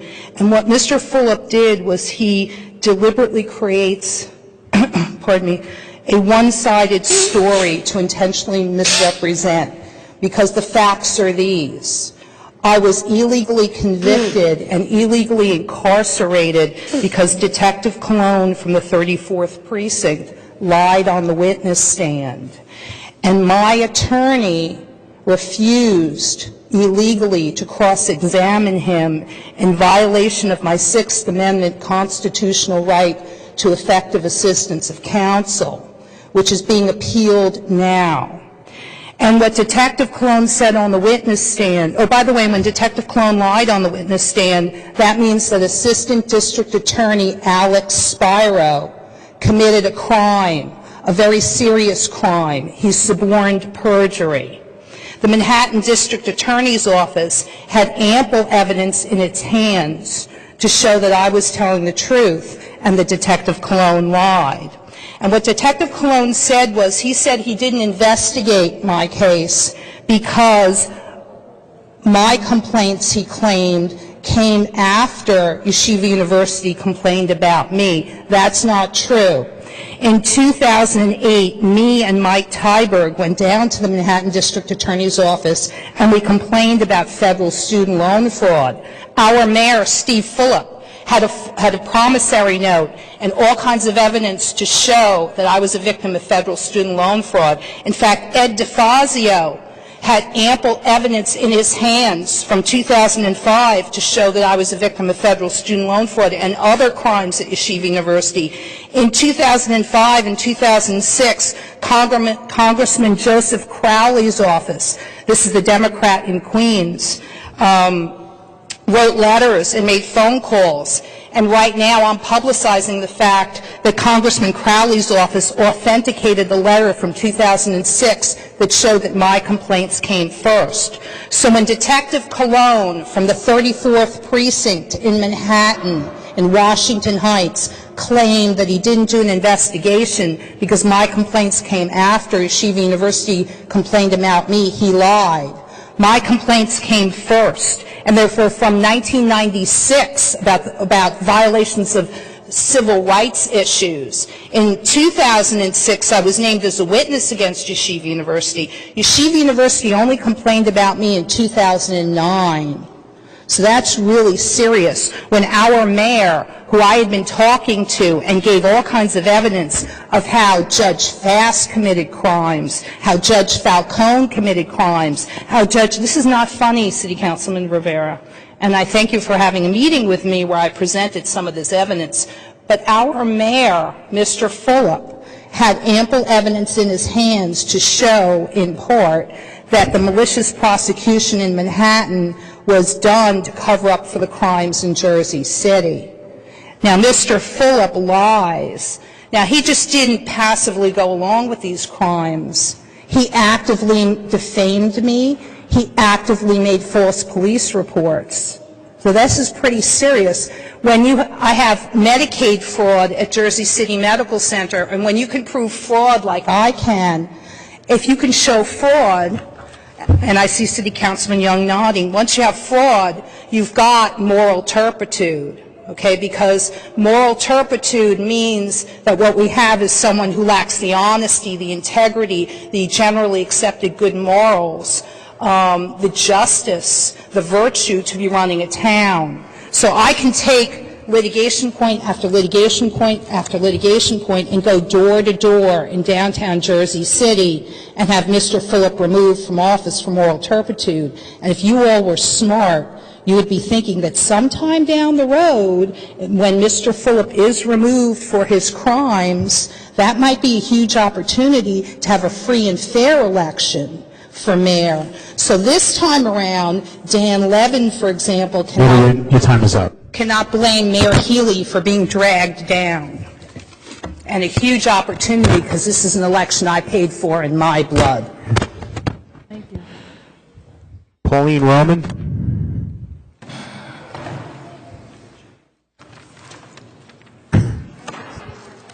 Sure.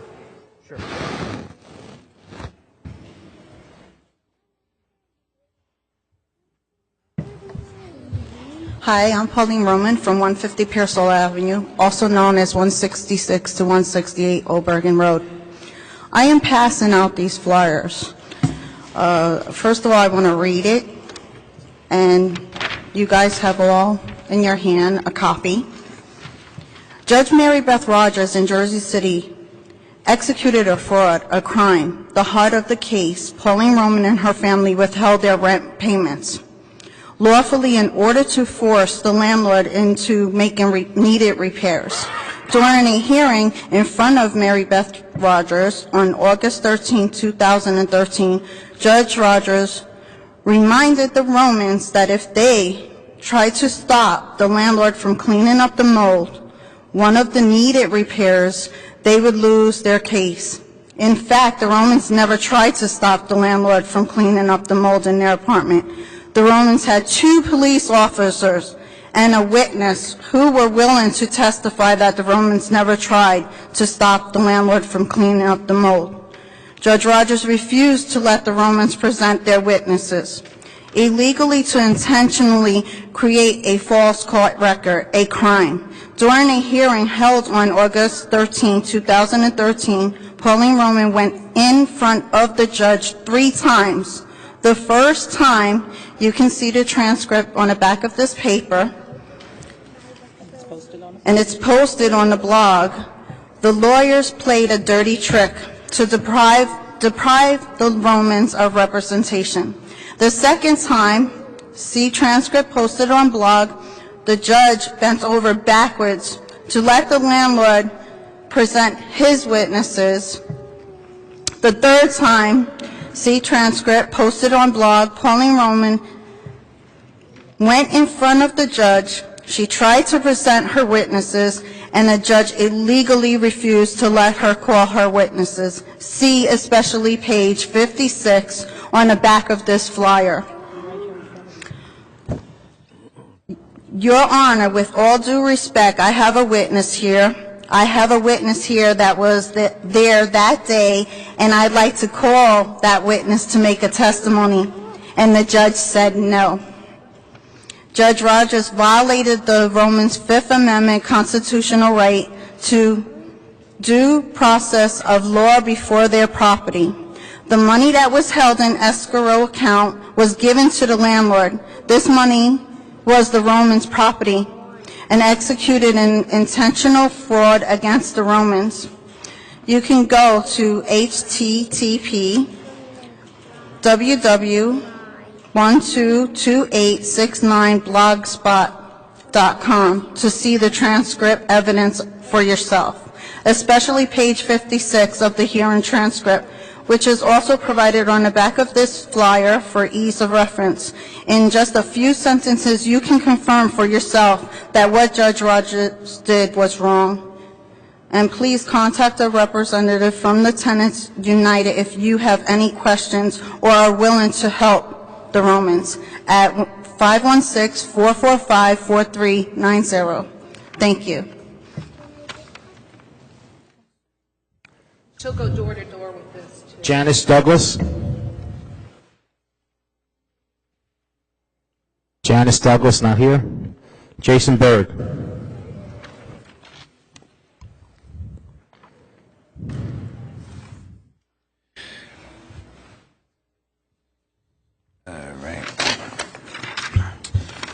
First off, I want to thank Councilman Chico Ronchell and Bill O'Day for letting me have 8 turkeys that went on to Jersey City Hag organization and 3 other individuals. Thank you very much. Without your support, the people would not be as well fed, but it should not be once a year. It needs to be 365 days a year for our needy citizens. Now, to jump on with the issues at hand. Now, while Steve Phillip is giving away our tax abatements away, Jason, do me a favor. Yes. Would you use that the mic for left side? Mike, Thank you sorry. very much. Yes. I can use this as a ear cleaner. Thank you. If possible, close to microphone, your lips, so we can hear better. Okay. Now, I am part of a team of people that are protecting the tax base. Here's one of the examples. You all know I'm involved in tenants organizations' rights. I've come here for the 24/7, trying to get that reintroduced. Also, an access for our tenants to go into the basements, because the only way they can get in there is through court order, and that's ridiculous. Now, I'm also being involved with the Pauline Roman case.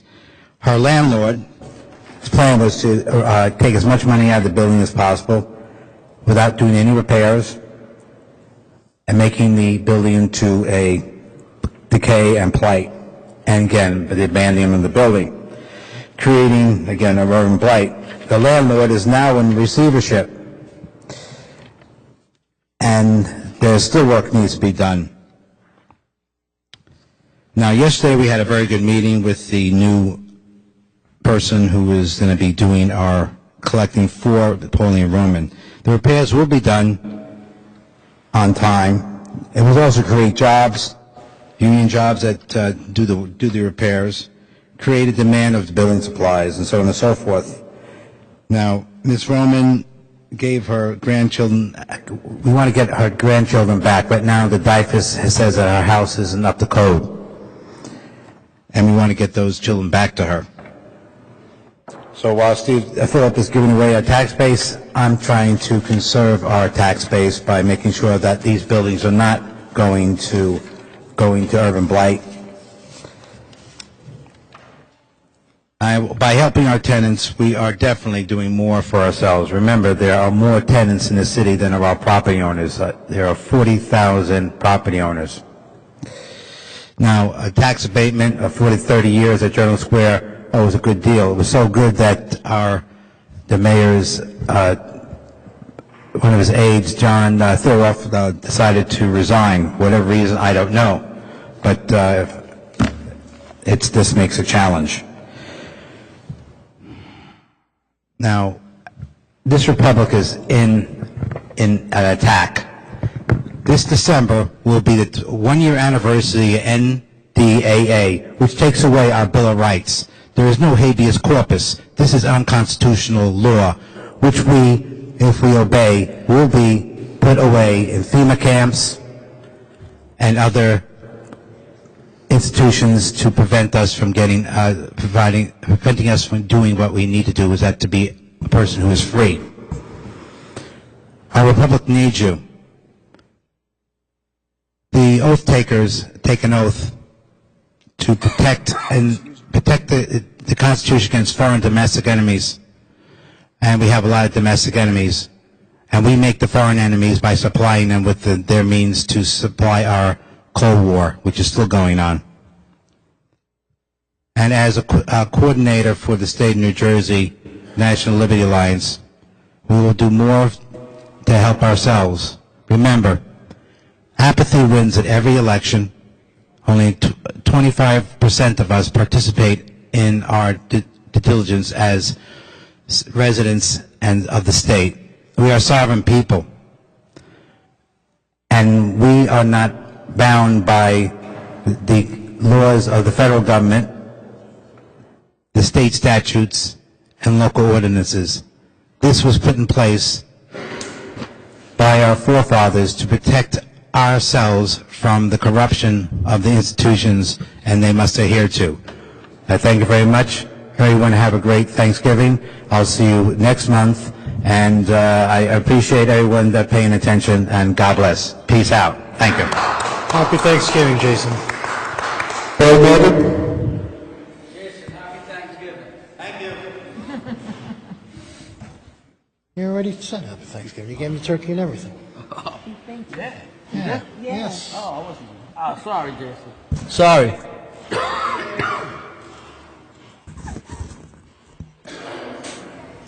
Yeah. You and Freeholder will die. Good evening, ladies and gentlemen. Good evening. Council President. I don't usually come speak here. Ori Moran, do me a favor. Would you close to the microphone other than the hot Sure. I don't usually come to speak in front of the council because it's contrary to what I'm supposed to be doing as a journalist. I am a retired journalist, more or less now. But I'm here tonight to discuss an issue that has left me very frustrated. I submitted to, and I want this understood at the outset, This is not a complaint lodged against the city council's, the city clerk's office, Sean Gallagher, or Robert Burns, who are paragons of public service. They're the best. And I know that because I've dealt with Sean since he walked in here wet behind the ears, and Bob Burns for a long, long time before that. But I submitted a Oprah request for information pertaining to the West District Precinct. And the issue that came up some time ago, some of you will probably remember, the Six Sons case where they sued and were not paid or were paid or whatever. That issue is still sort of up in the air. I wanted to get the documents so that I could see for myself what was going on there.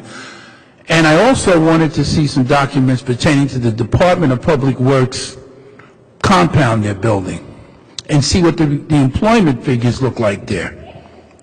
So I submitted a request to Sean, and we talked about it, and it was taking a while, so Sean thought, and he was right, he said, you know, this is kind of scattershot and broad. You need to make it more focused, and I believe he was absolutely correct about that. So I tried to do that, and I submitted it. That was in September. It is going to be December. I still don't have that information. Now, according to the law as I read it, you have 7 days to deliver Oprah information. I understood that it might take a little while longer, and I was willing to wait a little while longer. This is 4 months. Now, if I didn't pay my taxes, as much as Maureen Cosgrove loves me, if I was 4 months late on my taxes, I would pay a penalty for that. And there would be no escaping it. Now, the city has not provided me that information in any kind of a meaningful time, because 4 months, it just shouldn't take that long. I was told at one point by Bob Magro, who some of you may well know does the IT for the city, he called me and said, I have a disc with that information available for you. Then I got another call back saying that the law department wasn't going to give me the information because they wanted to look at it. So I called the law department, and Ray Reddington and I had a very spirited discussion, shall we say, about the man. And I don't want anybody to think I'm taking this out on Reddington, because he's another person I've known for a very long time. But something's breaking down here. This is not how this is supposed to work. I'm a reporter for, 40 years? I know how to get public information. I used to go down to the city clerk's office and say, I want to see something, and I would see it. It was so bad that in one administration, as Sean might remember, they just simply stopped sending the information. That was how they stopped me from seeing it. But that's got to stop. I want to see what I want to see. This is supposed to be public information. I've asked in the proper manner for it. 4 months later, I don't have it.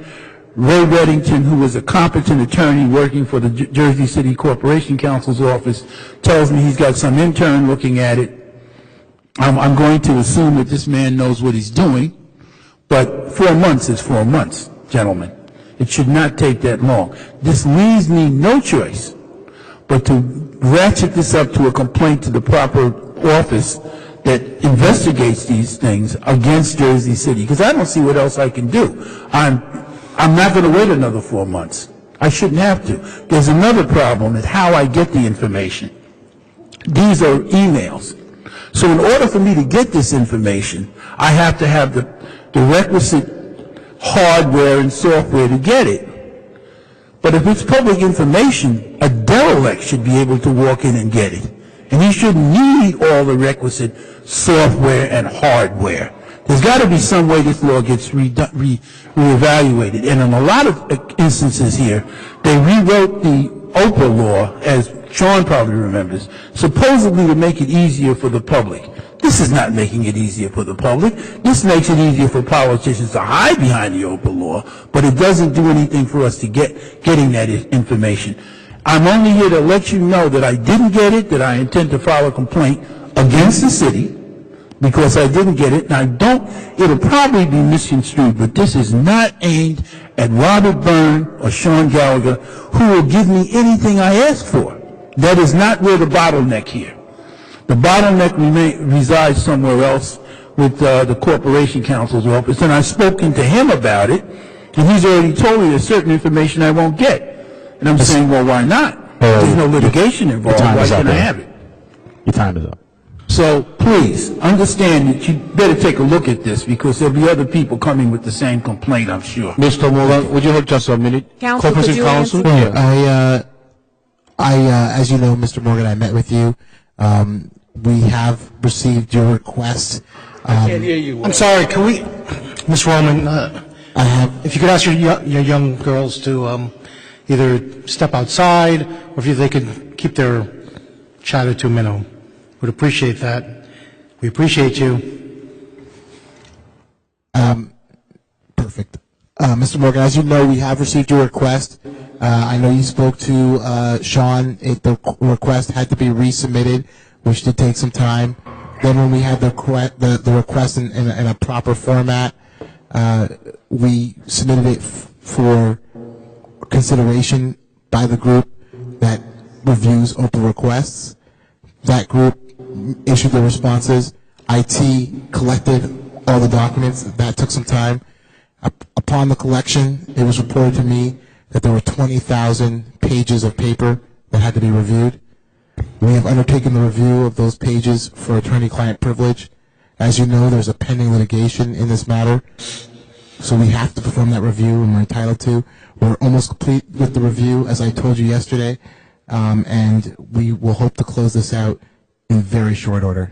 And I appreciate your patience in this matter. May I respond to that? First of all, I had no idea of any pending litigation. I didn't know that. Who are you suing? Or who's suing you?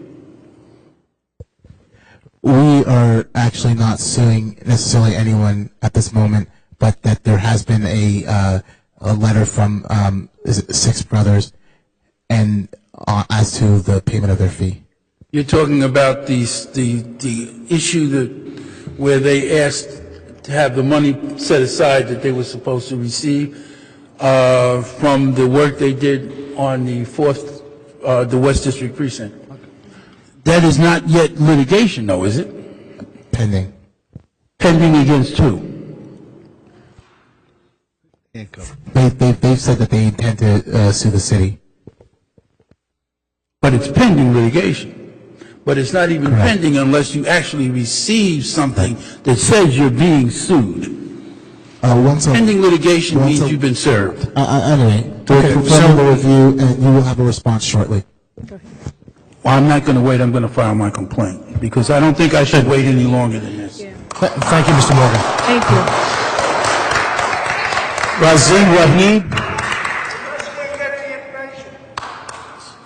Please, order, please. Good evening. Evening. 2 weeks ago, I was very unfairly removed from the City Hall by the police officer. It was against my First Amendment rights, and because of that I couldn't speak on the next following 2 second readings. All I wanted to know is who gave the order to this man, this police officer, to remove. Downstairs he was mentioning that he did get an order from somebody. Who is that somebody? Who is above the Constitution?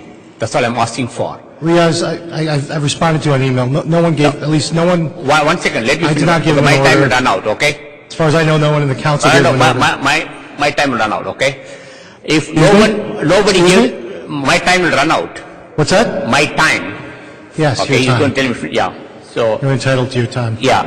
So, I really want, you guys should work to protect the Constitution and protect us. In this case, if you have not given the order, somebody, he himself confessed downstairs to somebody that he took order from the man he works for. All I wanted to know is who is the man above the Constitution. I really want to see that man. Right? Maybe, I should start paying taxes to him. All right? Now, I respect the police officers, all of them. And when your police officer says, obey, I obeyed. Right? And I stood with the police officers against the layoffs in bitter cold. Many of you are not there. Maybe Bojana was there. And I ran around to get the grants for them so they can hire 15 more police officers. I respect them, but I am not interested in throwing the police officer under the bus. I wanted to know who gave him the orders. It's very fair to ask that question. Now, look at this. You have uniformed police officers sitting here. When they come and speak to you, you have to obey them. No, irrespective of what it is, you cannot challenge them. I repeatedly told the police officer, I don't have an attorney, don't speak to me. Now, it is very fair to ask this question. In these kind of meetings, you ask for opinions. Developers can pay these people. They can remove us from here. It is very fair to ask that question. There should be a limit for this. And you have to at some point stand up to protect condemn it. I didn't even hear from any of you condemning this action. That's how sad I am. And the city spokesperson says, I was repeatedly asked to sit down. It's a lie. No. Only once I was asked to sit down. And I was going to my seat. Alright? And here, that's a lie. It's a shame on these people who bring this kind of action to the people's chamber. And we say we are one of the greatest countries in democracy. And I understand that there's a police officer involved here, so you want to protect the police officer. I have no issue with that. I am not against the police officer. I just said I am not interested in throwing him under the bus. Now, if you go back to, the new administration, they took all the applications under StephenFlop.com against the law, EOE law, that's fine. Then again the Faulkner Act. The newer job was done, you were asked to vote on it. Now, against you have a policy, abatement policy which said certain portion of the abatement money will go to school. Without that, you gave a free pass to the guy. The OPRA requests are not even being answered. Now, I can go on and on and on. Right? Now, at some point, you have to stand up and then say enough is enough. The government is by the people, for the people. The way the administration is doing business so far, it is by the campaign donors, for the campaign donors. It's a shame. I hope at some point you will stand up and work for the citizens. Keep us in mind. Now we have on the city homeless advocacy, we are serving 200 meals. Thanks for the water. And Rolando gave some, your office gave some 5 turkeys, and Chico gave some turkeys to Jason. And we are cooking and preparing 200 meals. Please feel free to stop by at 8 o'clock, 155 Vroom Street Church. All right, thank you very much. You can go ahead, Rolando. You can have a seat. Yeah. Thank you.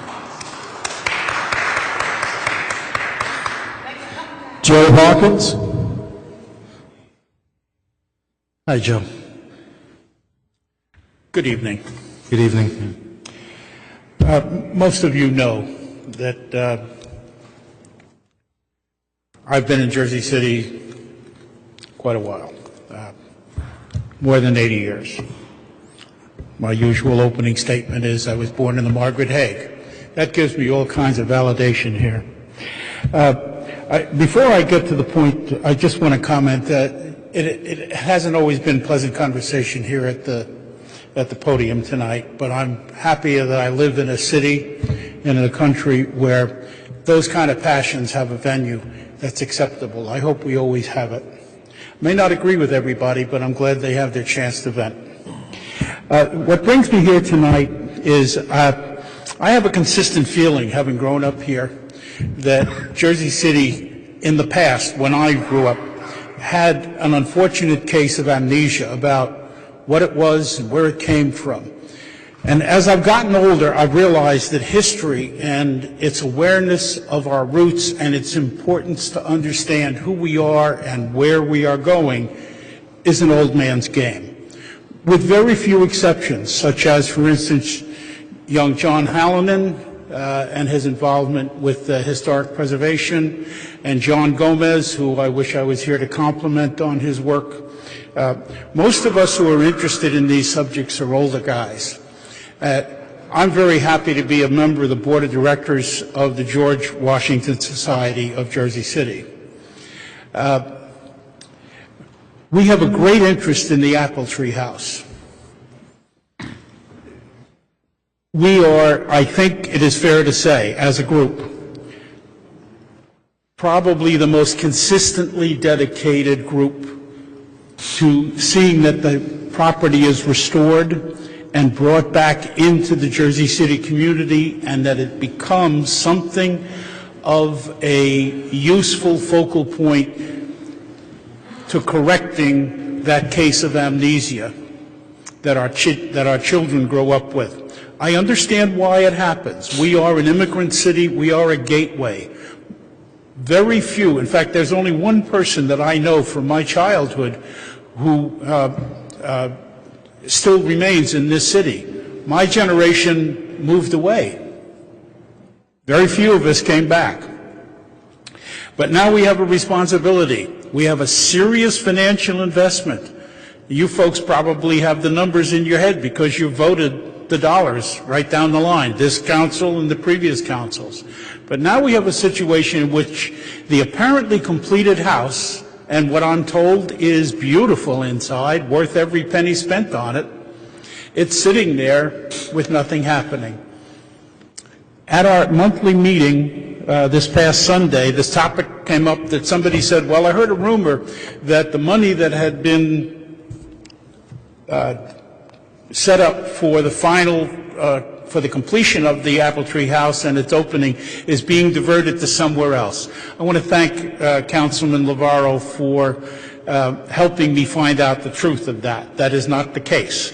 The simple case is, and I've confirmed this in a brief conversation with our Mayor, Stephen Fulop, that there has been just a temporary hold while some good planning is taking place. And so my point to you is that planning, which I respect, the planning is with the idea of what will we do with this beautiful thing that we now have. I certainly don't want to see it become just another municipal office. I don't want to see it a place where there are just simply, it's closed to the public. I want to see it put to public use. And when I say I'm speaking with the support of the Board of Directors of the George Washington Society. I hope you will join me in that.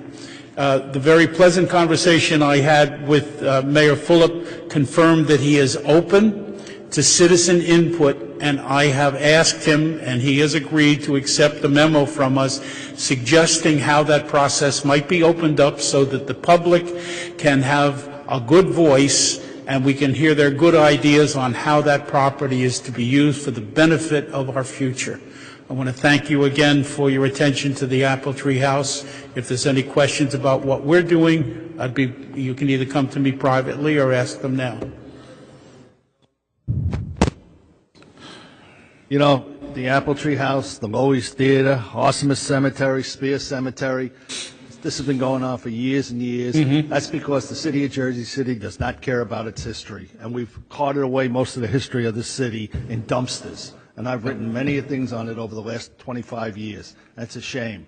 And you and Ed, what's his name? Ed Bean. Yeah, Eddie. Yep. Doing a great job. And so is the young lady. Sean Connolly. These people are caring about it. Eileen Markenstein. So, but it's a shame that this city has not cared about its history, especially along the waterfront. Well, that's for very practical reasons. It isn't that, I mean, I've lived, for a long time, I lived outside Jersey City while I had a career. I've lived outside the United States. And it immediately struck me the first time I moved out of this area. I lived in New Orleans for a few years. And I was immediately struck with the city's sense of its own history and its importance in the history of this country. I've lived in the Dominican Republic. I've traveled all over the world, and those places always have a sense of who they are and where they are and what their importance is. Our problem here, I shouldn't say problem, but the fact is that the generations who come here have successfully moved on from Jersey City into the larger picture of America. And that's part of our pride. We're not even, I don't ever find anything in this city that celebrates our importance as a gateway, but we are. Yes, there's been small attempts, but nothing serious. That is just one of my suggestions as to the Apple Tree House can begin to correct that. Joe, I told you a story today about George Washington where he met Lafayette on Waldo Avenue, and it's a shame there's no plaque there, there's no monument there. There should be something there commemorating. You go to any other city, and you'll see plaques on buildings, historical things like that. Well, when President's Day comes again this year, the George Washington Society will again do, as we have for decades, every year, hold a ceremony out on the sidewalk, because we've been locked out of the property, in celebrating the importance of George Washington to the history of Jersey City and Lafayette to the history of Jersey City. And I'm going to make an open invitation. We'd love to see all of you there this year. Thank you, Joe. Thank you very much. Happy Thanksgiving, Joe. Happy Thanksgiving. Carmine Disbrow? Carmine? He left? Mr. Egan? Is he here? He's gone. Okay. Colin Egan?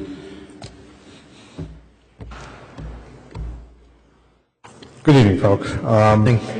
Very briefly, there are two resolutions that you'll be considering that affect the roads, and I thought I'd take a moment to speak about them. Resolution Z3 will authorize a contract for repairing and restoring the front entrance doors to the theater. As someone who goes through those doors every day, I can say it's very necessary. It's being paid for with monies Friends of the Rose got a grant from the Hudson County Open Space Trust Fund, and we've agreed to let the city administer that work. The plans were developed between the city, Friends of the Rose architect, and us. They're good plans. It's a pretty good price. It's specialty work. I'm a guy who thinks everything costs too much, but it's a good contract, and I hope you vote for it. And thank you for that. The second resolution is Z5, and it's about accepting the donation to the Lowe's from Jones Square Associates. And it just gives me an opportunity to return to a question I asked 2 weeks ago at the council meeting, where the abatement agreements for the Jones Square Associates towers were approved. And I asked then if the agreement by which the monies would be given over for work on the Lowe's was available, and I was told it was finished but not available at that time and couldn't be made part of the abatement agreements. And it would come up to the council at a later time. The resolution is pretty straightforward, but it does reference the pledge agreement, and that does not appear to be attached. My concern is simply how those funds will be used. I have a better idea than most people about what the theater needs and how quickly it needs it. I'm just concerned to see what, if anything, is in the pledge agreement that might affect that, any conditions or strings. So my question simply is, has the council seen the pledge agreement before you vote on it? And when and how can I or any member of the public see the pledge agreement? Those are my questions. Aside from that, folks, I hope you have a happy Thanksgiving. Thank you very much, council.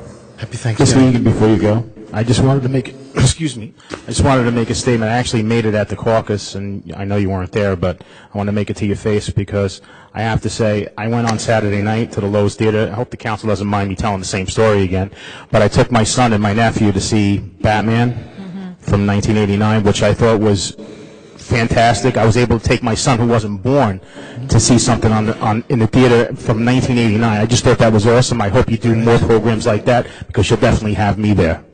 Thank you. Your words, I appreciate them. Colin, Thank you. I have a book for you in the office I wanted to bring to you tomorrow, but I'll get it to you. And it's showing the same theater restored, I think, in Cincinnati or St. Louis, and it's absolutely spectacular. Well, that's what we're hoping and working to do. So give me a call, Councilman, and we'll take a look at that. Thank you, everyone.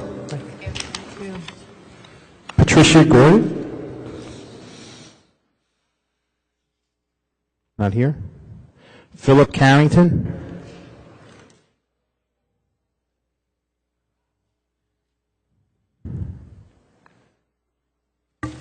Greetings. This is Phil Carrington. I have an underlying question I have to ask and a statement.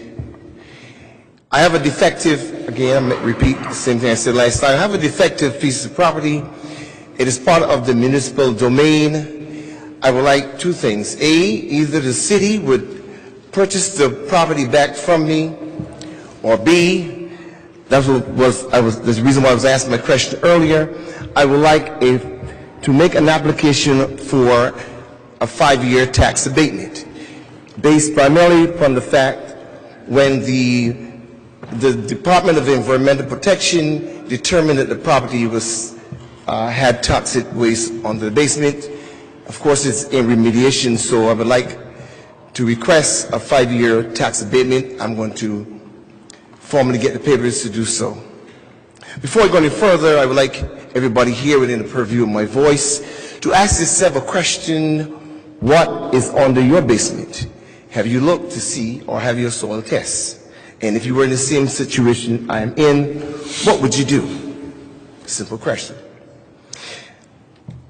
Let me give this comparison. If you buy a defective car and you found out later that it was defective before you purchased the car, and you have a commitment, should you or can you return the vehicle back to the dealer and ask for your money?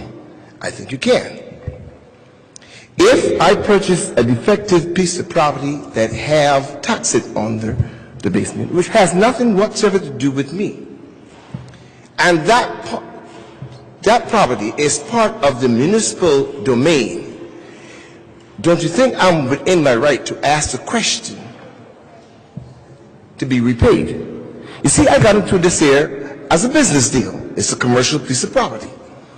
And yes, there is losses, there's gains, and there's chances you take. But this is not, the incident that occurred has nothing to do with the check, with occurrences, something that happened long before I purchased the property. Now, the reason why I'm asking the city to consider taking this property is because if you put a tag on anything, it is yours. The building or the property is commonly known as 453 Martin Luther King Drive. That is common. But the city has a markation on it that they put a tag on, considers block and lot numbers. That's theirs. It gets more detail when the city places such numbers as R2, commercial, residential, etc. These are the tags of the city. And if a person a developer want to take your property, the city goes through certain channels and can take it on the eminent domain. The word domain means that you are part of the municipal dominion. You see, the property is never really yours. It is yours to hold, not to have. Someone is holding the mortgage on it. Someone is holding the insurance on it. And you are just simply holding. It gets even more detailed when the city places a stake. If you place a stake in real property, it is yours. The stake is considered metes and bounds.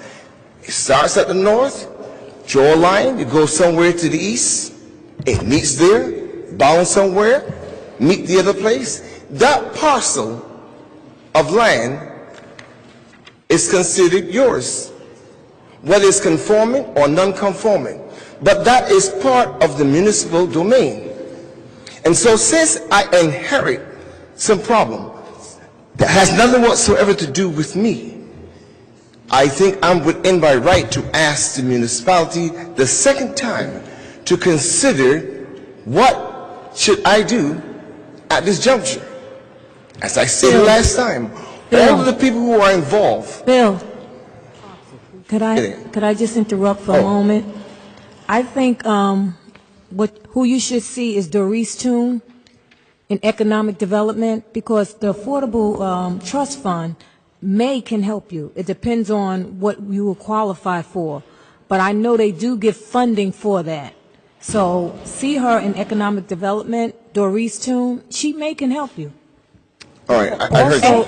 I will consider that. Also, Phil, I think you should go back to who you purchased it from. You purchased it from the City of Jersey City or the Jersey City Redevelopment Agency? No, I purchased it from a private person. It was a church. Oh, a private person. Yes. I think you need to go back to that. You're not allowed to go back to, that's your loss. The short on that, Phil, Yeah. I'm not a lawyer, but the short of it is the old adage of let the buyer beware. And yeah, but see, it's your problem. It is your dominion. The land is just mine to hold.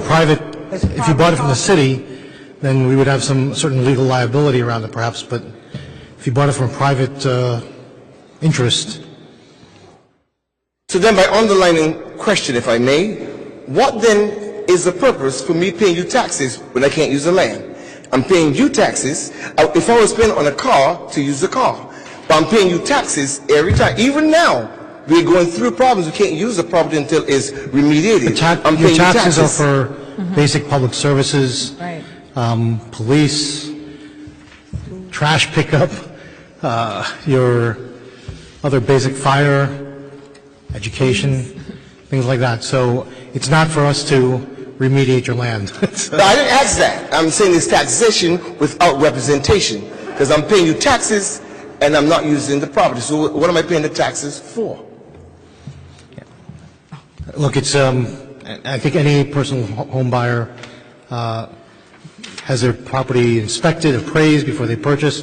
Again, it really, I hate to say, break it to you like this, but No, you're it's not incumbent upon you to say what you want to say. I'm very detailed.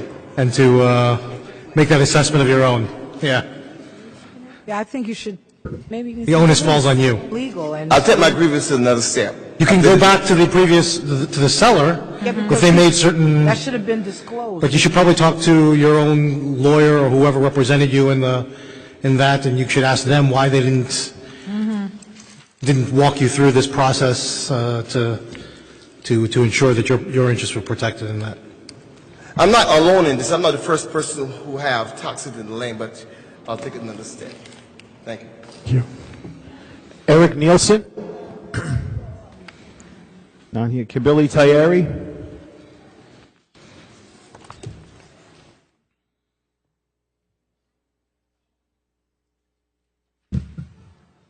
Again, happy Thanksgiving. Let me say something very quickly. I want to commend Joanne Monahan on her level of expertise, and I can say this professionally and I can say it personally, because in 15 and a half years I worked with her on all of these tax abatement questions. And one of the things that I think that we really need to get a grip on, because a lot of this stuff about affordable housing needs to stop. What I'm going to ask through you, Mr. President, to the Corporation Council and to the Business Administrator, is that since 1985, let's get a list of every abatement that has been approved by the city per each mayoral term, how many we had, how many of them were affordable housing, and what was the construction cost of each tax abatement. Because this attack on affordable housing needs to stop. First of all, we have not had those many projects. And the few that we have been from the Jersey City Housing Authority. And we need to seriously begin to put this hoax to rest. Now let me move on real quick. I would like to know, and I'm going to go through these very quickly, what is the status of the City Council's Reorganization Personnel Committee? Has it met? Has it come up with any findings? Number two, in regards to the budget, when does the business administrator plan to start asking the departments for their budgets, and when are we projecting to have a or two public hearings? Also, in relationship to, what was the other question? I'm going so fast. Oh, I wanted to bring this to your attention, because you can't answer this. How does a person involved in a direct indictment get a job at the Jersey City Board of Education, and an African-American man who was found innocent, Harvey Smith, can't get his job at the Board of Education, can't get it back? And another African-American, Reverend Richard Green, who was found innocent, can't get his job back at the Hudson County government. But a person who is under indictment, who is on probation, as of last night, received a job at the Jersey City Board of Ed. So I want you to think about that, because we all need to be dealing with that question and what's going on while we all talk about transparency, honesty, and all this other stuff that seems like everybody thinks. The job? Who received the job? I'm not going to speak, no, but we need to ask those three questions. How can somebody under indictment receive a job at one of our public entities? Two men who were found innocent can't even get their jobs back. I mean, something is crazy here. And I do want to come back to an old question. Right. You said at the Board of Ed, right, Kabili? Yeah, but I'm not saying for us to answer that per se. I want to be clear. Yeah, Board of Ed.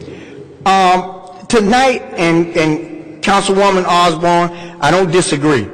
What you asked for on Ordinance 3E was correct, and as the City Council President said on Ordinance 3K, we should follow the law. I am still back at what happened at the hub. There was never a public hearing. There was never an amendment to the Martin Luther King plan. There was never anything brought before the planning board. And I'm sorry. I'm in full support of Second Chance. My public record and my private record shows that. But again, if we're going to follow the law, let's follow the law. So again, I'm just saying we need to stop all that stuff until we follow the law. But in the main, if the City Council President could allow Mr.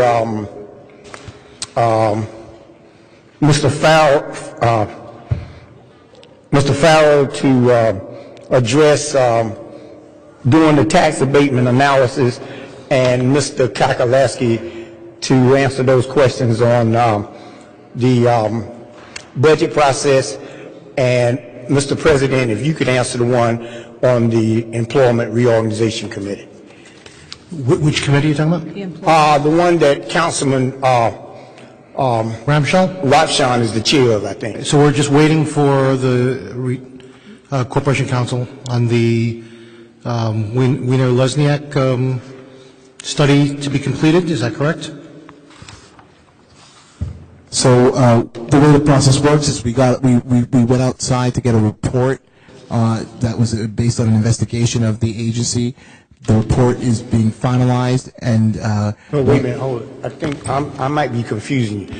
I thought Councilman. No, you're not. So let me backtrack. Okay. So the conversation we had after that meeting was that the committee would commence. Since we have two autonomous agencies, right, and rather than kind of duplicate the effort, and we're doing similar efforts in both, we would commence with both the parking authority and the incinerator authority, right, and have a committee commence to address both.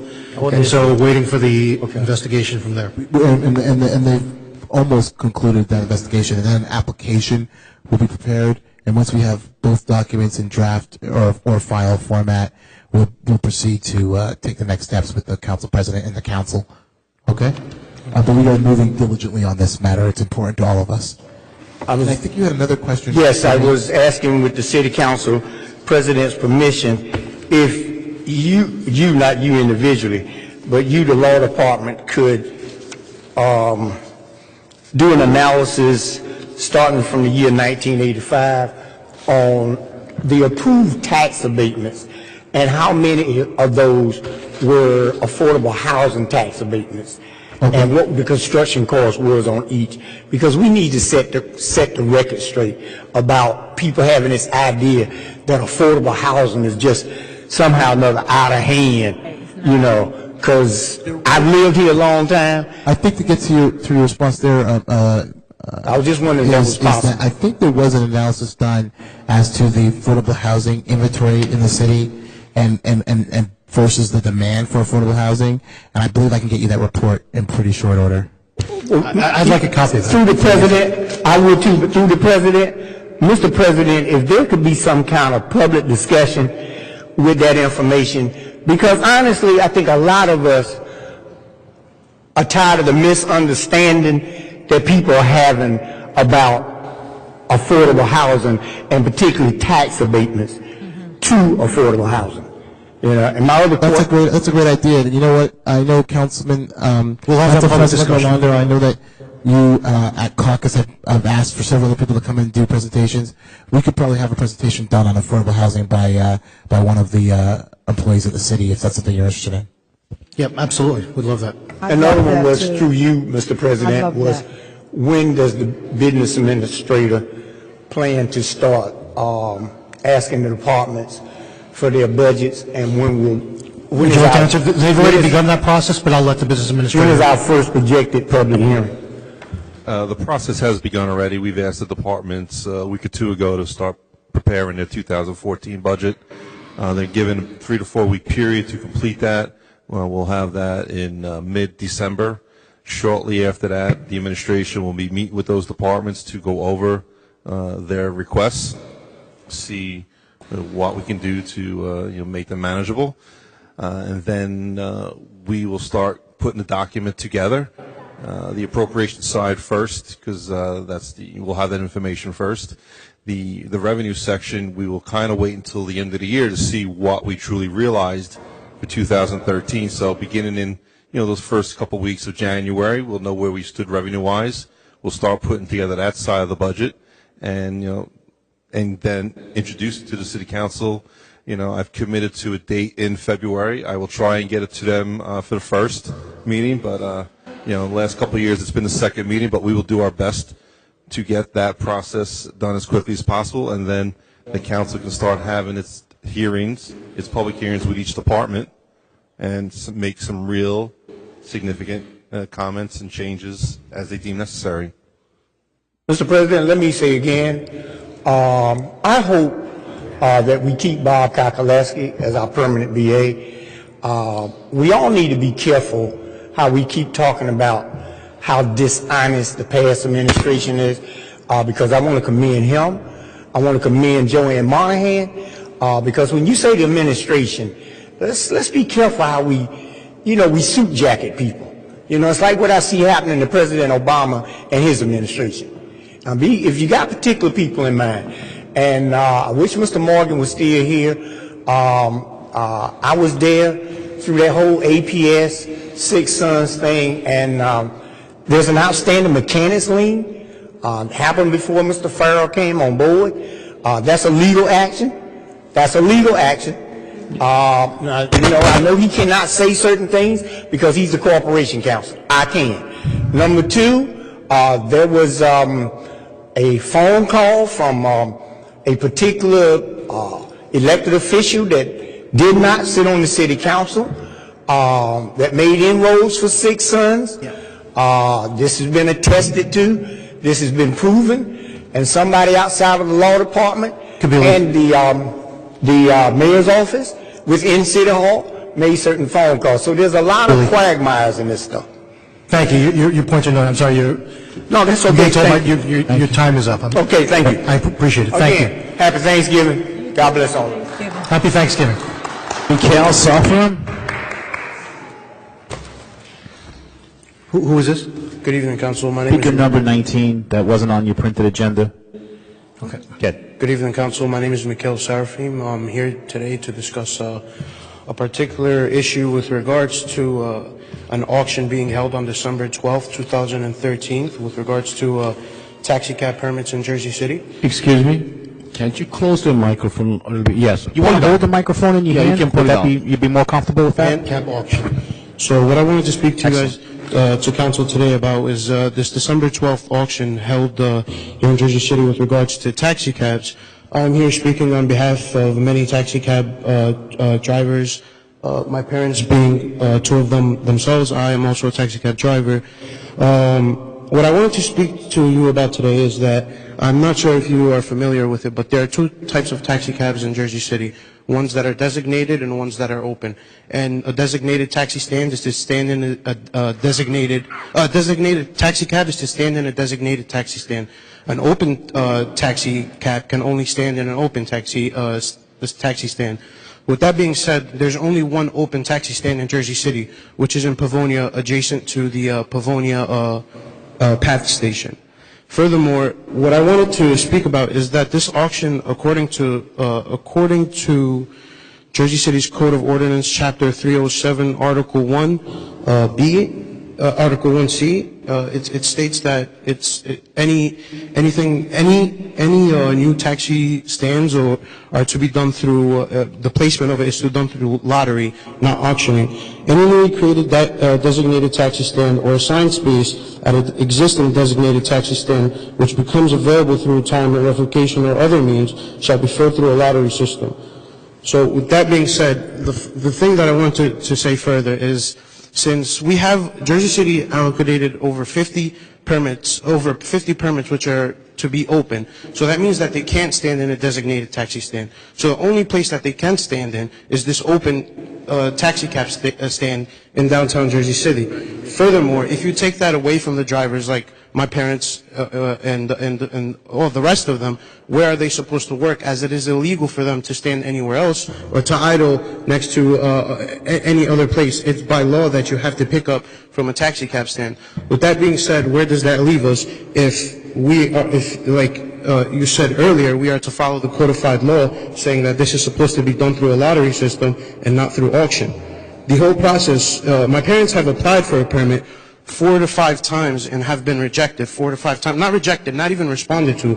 Nobody even responded to them. And furthermore, what they're doing in downtown is they're putting in place 4 designated spots. So there's only going to be 4 taxi cabs in the Pavonia area to serve the public. As a public service and as a taxi cab driver myself, I know that that's not enough to meet the needs of the citizens of Jersey City. Furthermore, where are my parents and where am I supposed to go as of next week if we don't have anywhere to stay? Where are we supposed to work? How are we supposed to generate an income to support our families? So can I ask a question? Your concern is not more taxis on the street per se. Your concern is not enough capacity on the streets to park? No, my concern is that as of next week, with this auction being implemented and us privatizing the taxis in downtown Jersey City, what this means to us, the people that are renting these open taxi cab permits from these private owners, that means that we will have nowhere to stand or to utilize this. We will have nowhere to work, because in Jersey City, the only taxi stand that's open is in Pavonia Avenue. Is in Pavonia by the PAT station. That's the only one that's open, and that's the concern that I have. I don't understand. I mean, I don't know if anybody in the administration understands what he's talking about. I don't. I think maybe we can, so maybe we can have a meeting with you and Division of Commerce to sit down and discuss some of your concerns. I don't think many of us are very familiar with the details of how the taxi stands work. I understand that council may not be familiar with this process, and that's why I'm trying to explain. There's only 2 types of taxis in Jersey City, a designated one or an open one. Those are the types of permits allocated to. There's designated taxi stands throughout Jersey City, and a designated taxi can stand where it's designated to stand, or it could also stand in an open taxi cab stand. But for an open permit, there's permits that are open. These open permits are only allowed to stand in an open taxi stand. The only open taxi stand is in downtown Jersey City on Pavonia Avenue. Now, we're going to take that away from all these people that have these open taxi cab permits, thus being my parents. Where are we supposed to stand? Where are we supposed to generate a revenue of income? So what you're saying is there's not I'm enough sorry, spots. can I just interrupt my colleagues? If maybe we just let him finish his 5 minutes, and then you can comment. Thank you, counsel. Furthermore, with that being said, as of next week, we will have nowhere to work. My family will have no way to generate income. That's over 50 families. Most of them were here, but they had to leave because they had to go back to work. I just don't know how this auction is even being proceeded with, because there's an application for these permits and you have to apply to get them. You're not supposed to be auctioning them off or privatizing them. And it's time? Yeah. Oh, he applied 5 times. So my father applied 5 times. So applied 5 times for what? For the actual permit. Okay. I thought you meant your time up here. No. Continue. Finish. With that being said, it's by city ordinance that these taxi cab permits are to be done through lottery and not through an auction. When you auction them, you're privatizing them, selling them for $80,000. You're only generating an income of, with the four, not that much, only less than $250,000, where you could be generating a whole lot of money for Jersey City and for the actual people that work as taxi cab drivers instead of privatizing it. If you privatize it, you limit the industry there. Thank you. Thank you. So I think if any of the council, if I may recommend my council colleagues to address their concerns, maybe you can speak with, if you're willing to wait till, we're almost done with this meeting, frankly. It's very close to completion. If you're willing to wait, some of my council colleagues can speak with you directly, maybe meet with Division of Commerce and work out exactly what's going on. All right, thank you. I appreciate it. We have tried tremendously on a matter multiple times to speak with somebody in council about this, and I feel like you're very busy with other things, and I understand that, and I appreciate your time today. Thank you, and happy Thanksgiving. You too. Thank you. Thank you. The last speaker is Charlene Burke. Hi, Charlene.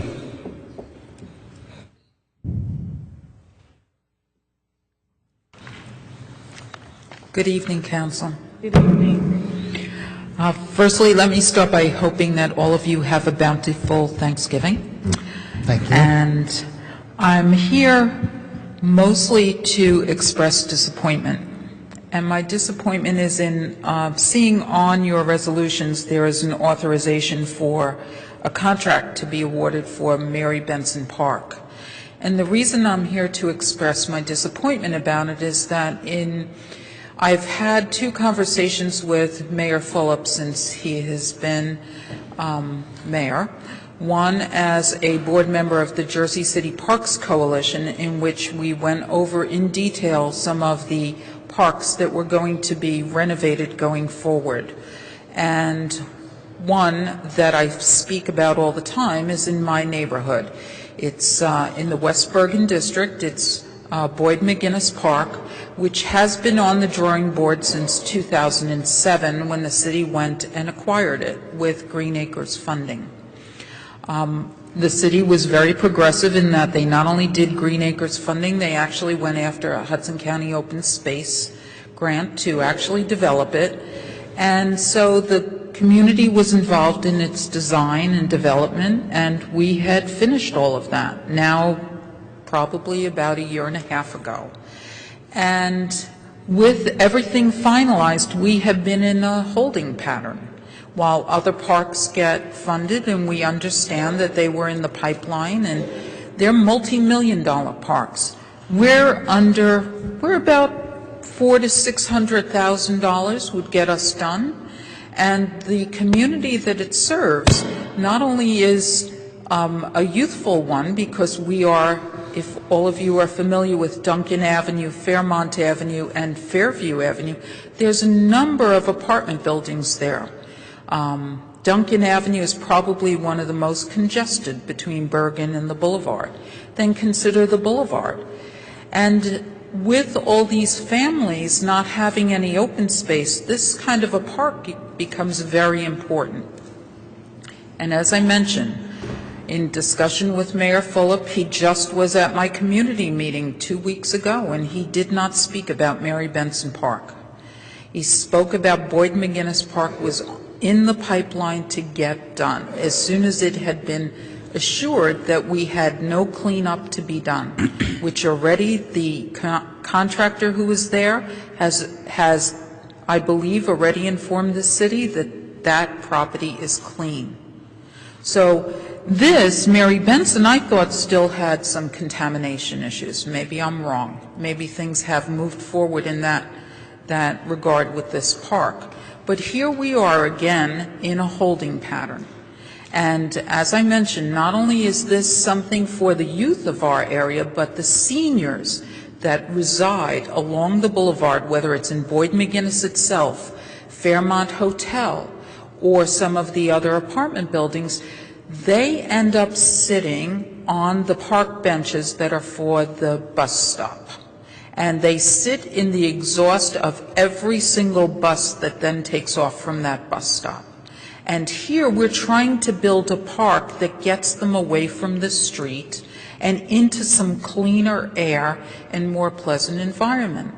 So considering we're trying to address not only the youth, but the seniors of our community, and yet we're put into a holding pattern. So I'm here to ask that anything with certainly moving Boyd McGuinness forward, if all of you could help or move us up on the radar, I please do ask for your help in this regard. It would be the parents that were involved in designing this playground for children, and it's toddlers really, like 2 to 5 years old. These kids, their kids, are already at the point they can't even participate in this playground because they're too old now. So they're frustrated because they were looking at a hopeful playground being just a block away. You know, as young parents, you don't want to be go traipsing down to Lincoln Park, because that's always the response we get. Well, there's Lincoln Park. But you know what? After work, you want to go to the corner park 2 blocks away. Have your kids get some energy out so you could put them down to sleep at 8 o'clock at night and then enjoy an evening. So this is what we're all looking forward to, and I'm really here to implore all of you, if you can help the West Bergen area finish Boyd McGuinness, please would you do that? Charlene, thank you very much. And let me just say, I'm going to ask the BA to talk a little on that, but before I ask the BA to talk, I want to let you know that I'm also working very hard to get the completion of Boyd McGuinness, because that was one of my campaign promise. And I'm working with Mayor Fulop and Corporation Council and the BA to make sure we get the funding so we could complete that park, because I was at every meeting you had with former Councilman Dave Danley when we was working to get that park complete. And I would like to see it get complete. So I'm working very hard to get that park complete. And I will ask our BA to comment a little bit. I can assure you the mayor has definitely made Boyd McGuinness a priority for this administration. We 3 weeks ago had a meeting on this park as well as parks in all the wards throughout the city, and the goal here is to have them all ready for spring 2014. You know, a little late in the year now because of the weather changing, but we've instructed our architectural staff to get all the funding in place. Most of it is ready to go. We may reallocate some other old resources, but you know, we are committed to having that park, Boyd McGuinness, as well as parks throughout the other wards in the city ready for spring 2014. Good. Bobby, will that be capital development money in 2014 or is it 2013? Most of it is money we already have. It's you know, capital money, some grant money. You know, it's funding that's in place already. Right. Do you think that's something we could bid out sometime this winter, All the projects will be bid out. including Boyd McGuinness? Correct. She's saying this winter, will it be bid out? You know, our architect, you know, he's been given strict orders. You know, he knows, you know, the mayor wants this done for the spring, so he's putting together the paperwork in order to get it out for the procurement process and get it done as quickly as possible. Understood. Thank you very much. Charlene, I'm not sleeping on that. Trust me. Mark And my word. I'll be right. reminding you. And I will keep you in the loop. Thank you. Trust me, the mayor's not sleeping on it either. Charlene, can I just ask you, the rest of the coalition, do they share all these same priorities, or are you just speaking individually? Oh, no, they actually do share these priorities. And one of the other ones is some of the playgrounds that need to be addressed in our parks, because not the whole park needs to be done, but playgrounds, because this is where a lot of our families spend a large amount of time. And as you know, as newcomers to our city, where is the first place a parent brings their children when they're newcomers? That's how they mesh into the community. And if our playgrounds are in disrepair, then you don't have that connection. Like So Persian Field. It's very important. Thank you. Thank you. Thank you. Okay. Any questions on petitions, communications 6A through 6Z4? Any questions on officers' communications or reported directors? Hearing none. To take a vote on claims and addendum number 1. Councilperson Kajewski. Aye. Councilperson Ramchow. Aye. Councilperson Bajiano. Aye. Councilperson Young. Aye. Councilperson Osborne. Stepped away. Stepped away. Okay. Councilperson Coleman. Aye. Councilperson Rivera. Aye. Councilperson Waterman. Aye. Council President Navarro. Aye. Claims in addendum number 1 are approved 8-0 with Councilperson Osborne absent. On to our resolutions, 10A through 10L, and 10H was approved earlier. Councilperson Kajewski. Aye. Councilperson Ramchow. Aye. Councilperson Bajiano. Aye. Councilperson Young. Aye. Councilperson Osborne is still... Okay, well, let me catch you up. On claims in addendum number 1. Aye. Aye on all? Yeah. Okay. So claims in addendum number 1 are approved 9-0. On items 10A through 10L, Councilperson Osborne. With 10H approved earlier. Aye. Thank you. Councilperson Coleman. I would like to just say that I've worked hard on G, and this is a resolution urging the state legislature to adopt legislation authorizing a constitutional amendment to be submitted to the people to increase the income eligibility levels for seniors and disabled citizens' property tax deduction. When I first went to look into this, it hadn't been revised in 38 years, and it's a state legislature.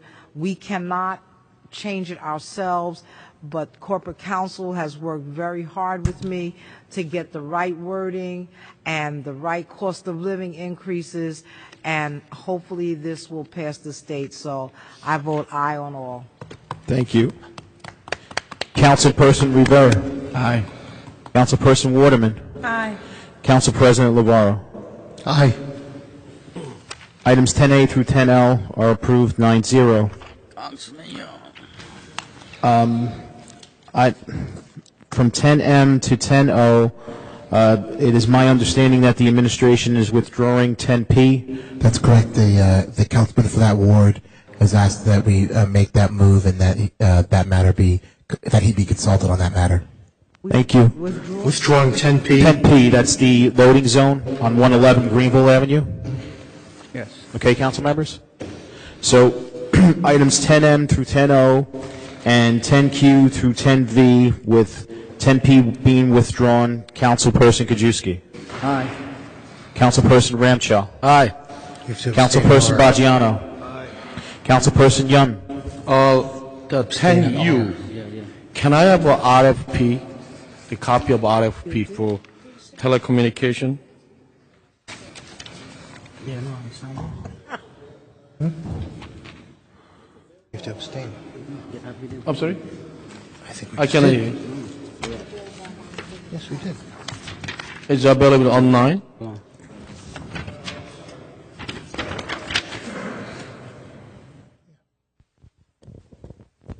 Sorry, Councilman. That didn't go out to RFP. That's an amendment to an existing contract. Yes. So that doesn't Can go I have out. an We just existing amend it. You want the contract? contract? Yes, please. Right, the clerk's office can provide that, the contract. The original. Yeah. Will do. Yeah, I'm sorry. Which one are we talking about? We're talking about 10U. 10U? Yep. No, but we're taking a vote on items 10M through 10V with the exception of 10P. Yeah.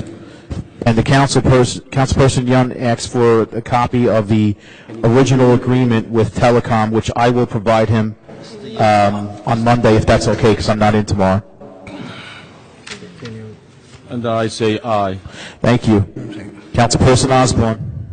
Aye to all except T, and I'm going to say no on T because we don't have a service level agreement with a contract, and I don't agree that we should be doing that. So you're saying no on T? Thank you, and aye on the rest. Thank you. Councilperson Coleman. Before I vote, I'll give it. Excuse me. Councilperson Rivera. Aye. Councilperson Waterman. I agree to all except for 10 10T also, because we don't have the agreement. Council President Navarro. Before I cast my vote, I think Councilman Ramchal wants to speak on the resolutions.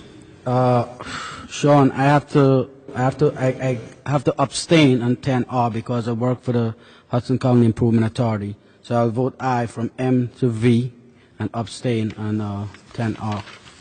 On 10R? Yeah. Okay. So you're abstaining on 10R and aye on all the rest? Yes. Okay, very good. I vote aye on all the rest. I'm sorry, Council President? I vote aye. Okay. Let me recap this. 10M through 10O is 9-0. 10Q, no, excuse me. Yeah, that's right. And 10Q is 9-0. 10R is 8-0-1 with Councilperson Ramchal abstaining. 10T, excuse me, 10S is 9-0. 10T is 7-2 with Councilpersons Osborne and Waterman voting no. And 10U and V are approved 9-0. Items 10W through 10Z5. Before we commence with that vote, can I just ask my council colleagues, does anyone have any changes to the meeting dates for 10W? I think Rich did, right? Any changes to the meeting dates so we can amend? Change the meeting dates. Good.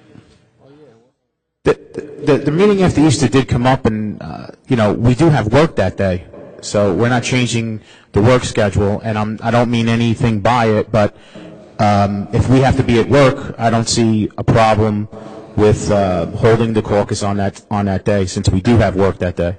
And we can always change it at a later date, right? We could, but if we have it in our annual notice, it's always nice to have it there so we don't have to change it.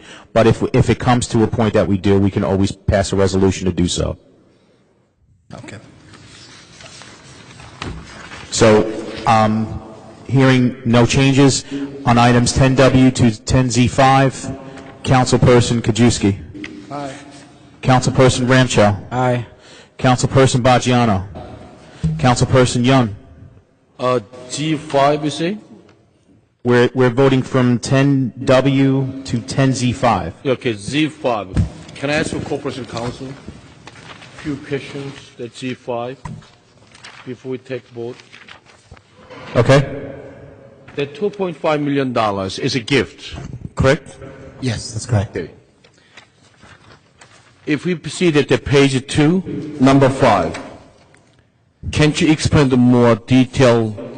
If they not provide what they promised to us, then what kind of things going to go? Can't you explain a little more? Page 2, number 5. On the item, I think that what you're asking is if they fail to pay the fees in accordance with the schedule. Right. What I write? We have a contract. They'd be in breach of the contract. We would sue them. I mean, what kind of punishment involves? Sanctions, anything? There's no sanctions. We would just sue them to collect the money they owe us. If we win, we get a judgment. We can then go and enforce that judgment. Next question is, we call it gift. If somebody promised a gift, and that they feel like it's a gift, so I change my mind. So that's actually a very interesting question you asked there. It gets into legal theory of a gift. And since you've asked, I'll explain it. When someone gives a gift, you can't actually obligate them to honor that gift unless you can show that you've detrimentally relied upon that gift or the promise of it. And so that's why in this ordinance and an associated contract, we were clear to put in the language of detrimental reliance to say that we are relying on this and we are taking further action based on your promise. That creates the necessary legal nexus so that we can enforce this as a binding contract, even though it's referred to as a gift. In this case, City of Jersey have to send the bill. I mean that there are some kind of invoice to ask them to pay. No, this is not a invoice liability. This is an automatic liability once they sign the contract. Okay, you just said automatic liability. Can't you explain the automatic liability? Based on the terms of the contract here, there is no trigger to their obligation other than the fact that they have to pay it in accordance with the date schedule provided. Let me next question. Which kind of category involved the automatic liability? It just depends on the language of the agreement or the underlying source document that creates the obligation. And, you know, I could just add something. I mean, Jeremy is exactly right. We didn't want it created as a gift where somebody would say, well, I'll give you a gift, but you know what? Tomorrow, I don't really feel like giving you a gift anymore, so I'm not going to pay it and you can't sue me. Because although it's structured as a gift and there's truth to that, the developer is also benefiting by this. By having this kind of an amenity right so close to his project, he is receiving a benefit, as somewhat indirect as it may be. And we, in reliance on him giving that gift, we're going to enter into contracts with people to do work and the like. And we can't do that if their gift is only an illusion. So that's why all of that language is in the agreement itself. They understand that although it is a donation, that's how it started out. Now we are relying on this donation to enter into our own contracts, and they are receiving consideration because the amenity, the Lowe's Theater, will be improved, and that will enhance the value of their own development. That's how it's being structured deliberately, so that should they not pay, we will have the legal right to sue them. Okay, and it's like any other contract yes. with the city. Okay, next let me ask this one. The company make excuse, can't you delay it? How many years can they delay it to avoid the pay gift? I mean, they have no limitation. Well, this gift doesn't work that way. This gift is triggered by signing the contract, and then the dates in the contract are payment schedules, and it's automatic. Automatic, so they have no limitation for the years. So there's no limitation that they can avoid paying this contract. Now, we have a right to sue them if they don't pay. If they don't pay and we don't pursue that right, then there's a contractual statute of limitation like any other contract. Let me ask this. When you say limitation, like a property tax, what kind of limitation they have? If I'm not paid the property tax? I didn't research property tax statute of limitation, but limitations work different depending on the relationship. It's not all the same. What do you mean relations? Statutory. Can I copy of a statutory? Their limitation? Sorry, what's that? No, I'd like to have a copy of a limitation. Which carries the width, how many years? Sure, I will get you a copy of the statutory limitations. Okay, next question. Last question I can ask. Contribution for housing trust fund. What kind of limitation they have? That is, you're asking, your question you're asking affordable housing, but what you're really asking is the enforceability of a pilot agreement is what you're asking. And we can go back 6 years on an agreement of that nature. 6 years, right? Sorry. 7. Like contract, any other Not contract. on 7 years? 6 years. 6 years. Thank you very much. Okay, thank you, Councilman. Okay. Can I just ask a follow-up? So you kept saying that once they sign the contract, are we referring to the pledge agreement, or are we talking about some other? Pledge agreement, that's right. Okay, I just want to make sure. Okay, so Councilperson Yun, your vote on 10W to 10Z5. Councilman, your vote? Councilman Yoon? Yep. Your vote? Your vote on 10W to 10Z5. Aye. Thank you. Councilperson Osborne. Aye. Councilperson Coleman. Aye. Councilperson Rivera. Councilperson Waterman. Aye. And Council President. Aye. LeBron. 10W to 10Z5 is approved 9-0. For the balance of resolutions 10Z6 through 10Z9, Councilperson Kajewski. Aye. Councilperson Ramchow. Aye. Councilperson Baggiano. Aye. Councilperson Young. Aye. Councilperson Osborne. Aye. Councilperson Coleman. Aye. Councilperson Rivera. Aye. Councilperson Waterman. Aye. Aye.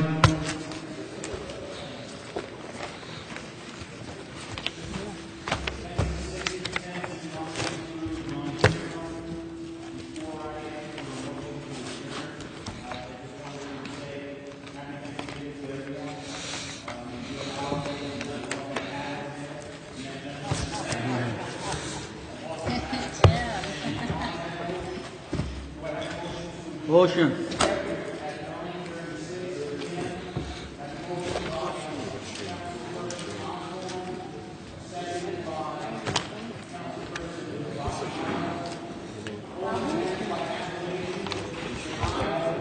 Aye, happy Thanksgiving. Thanksgiving.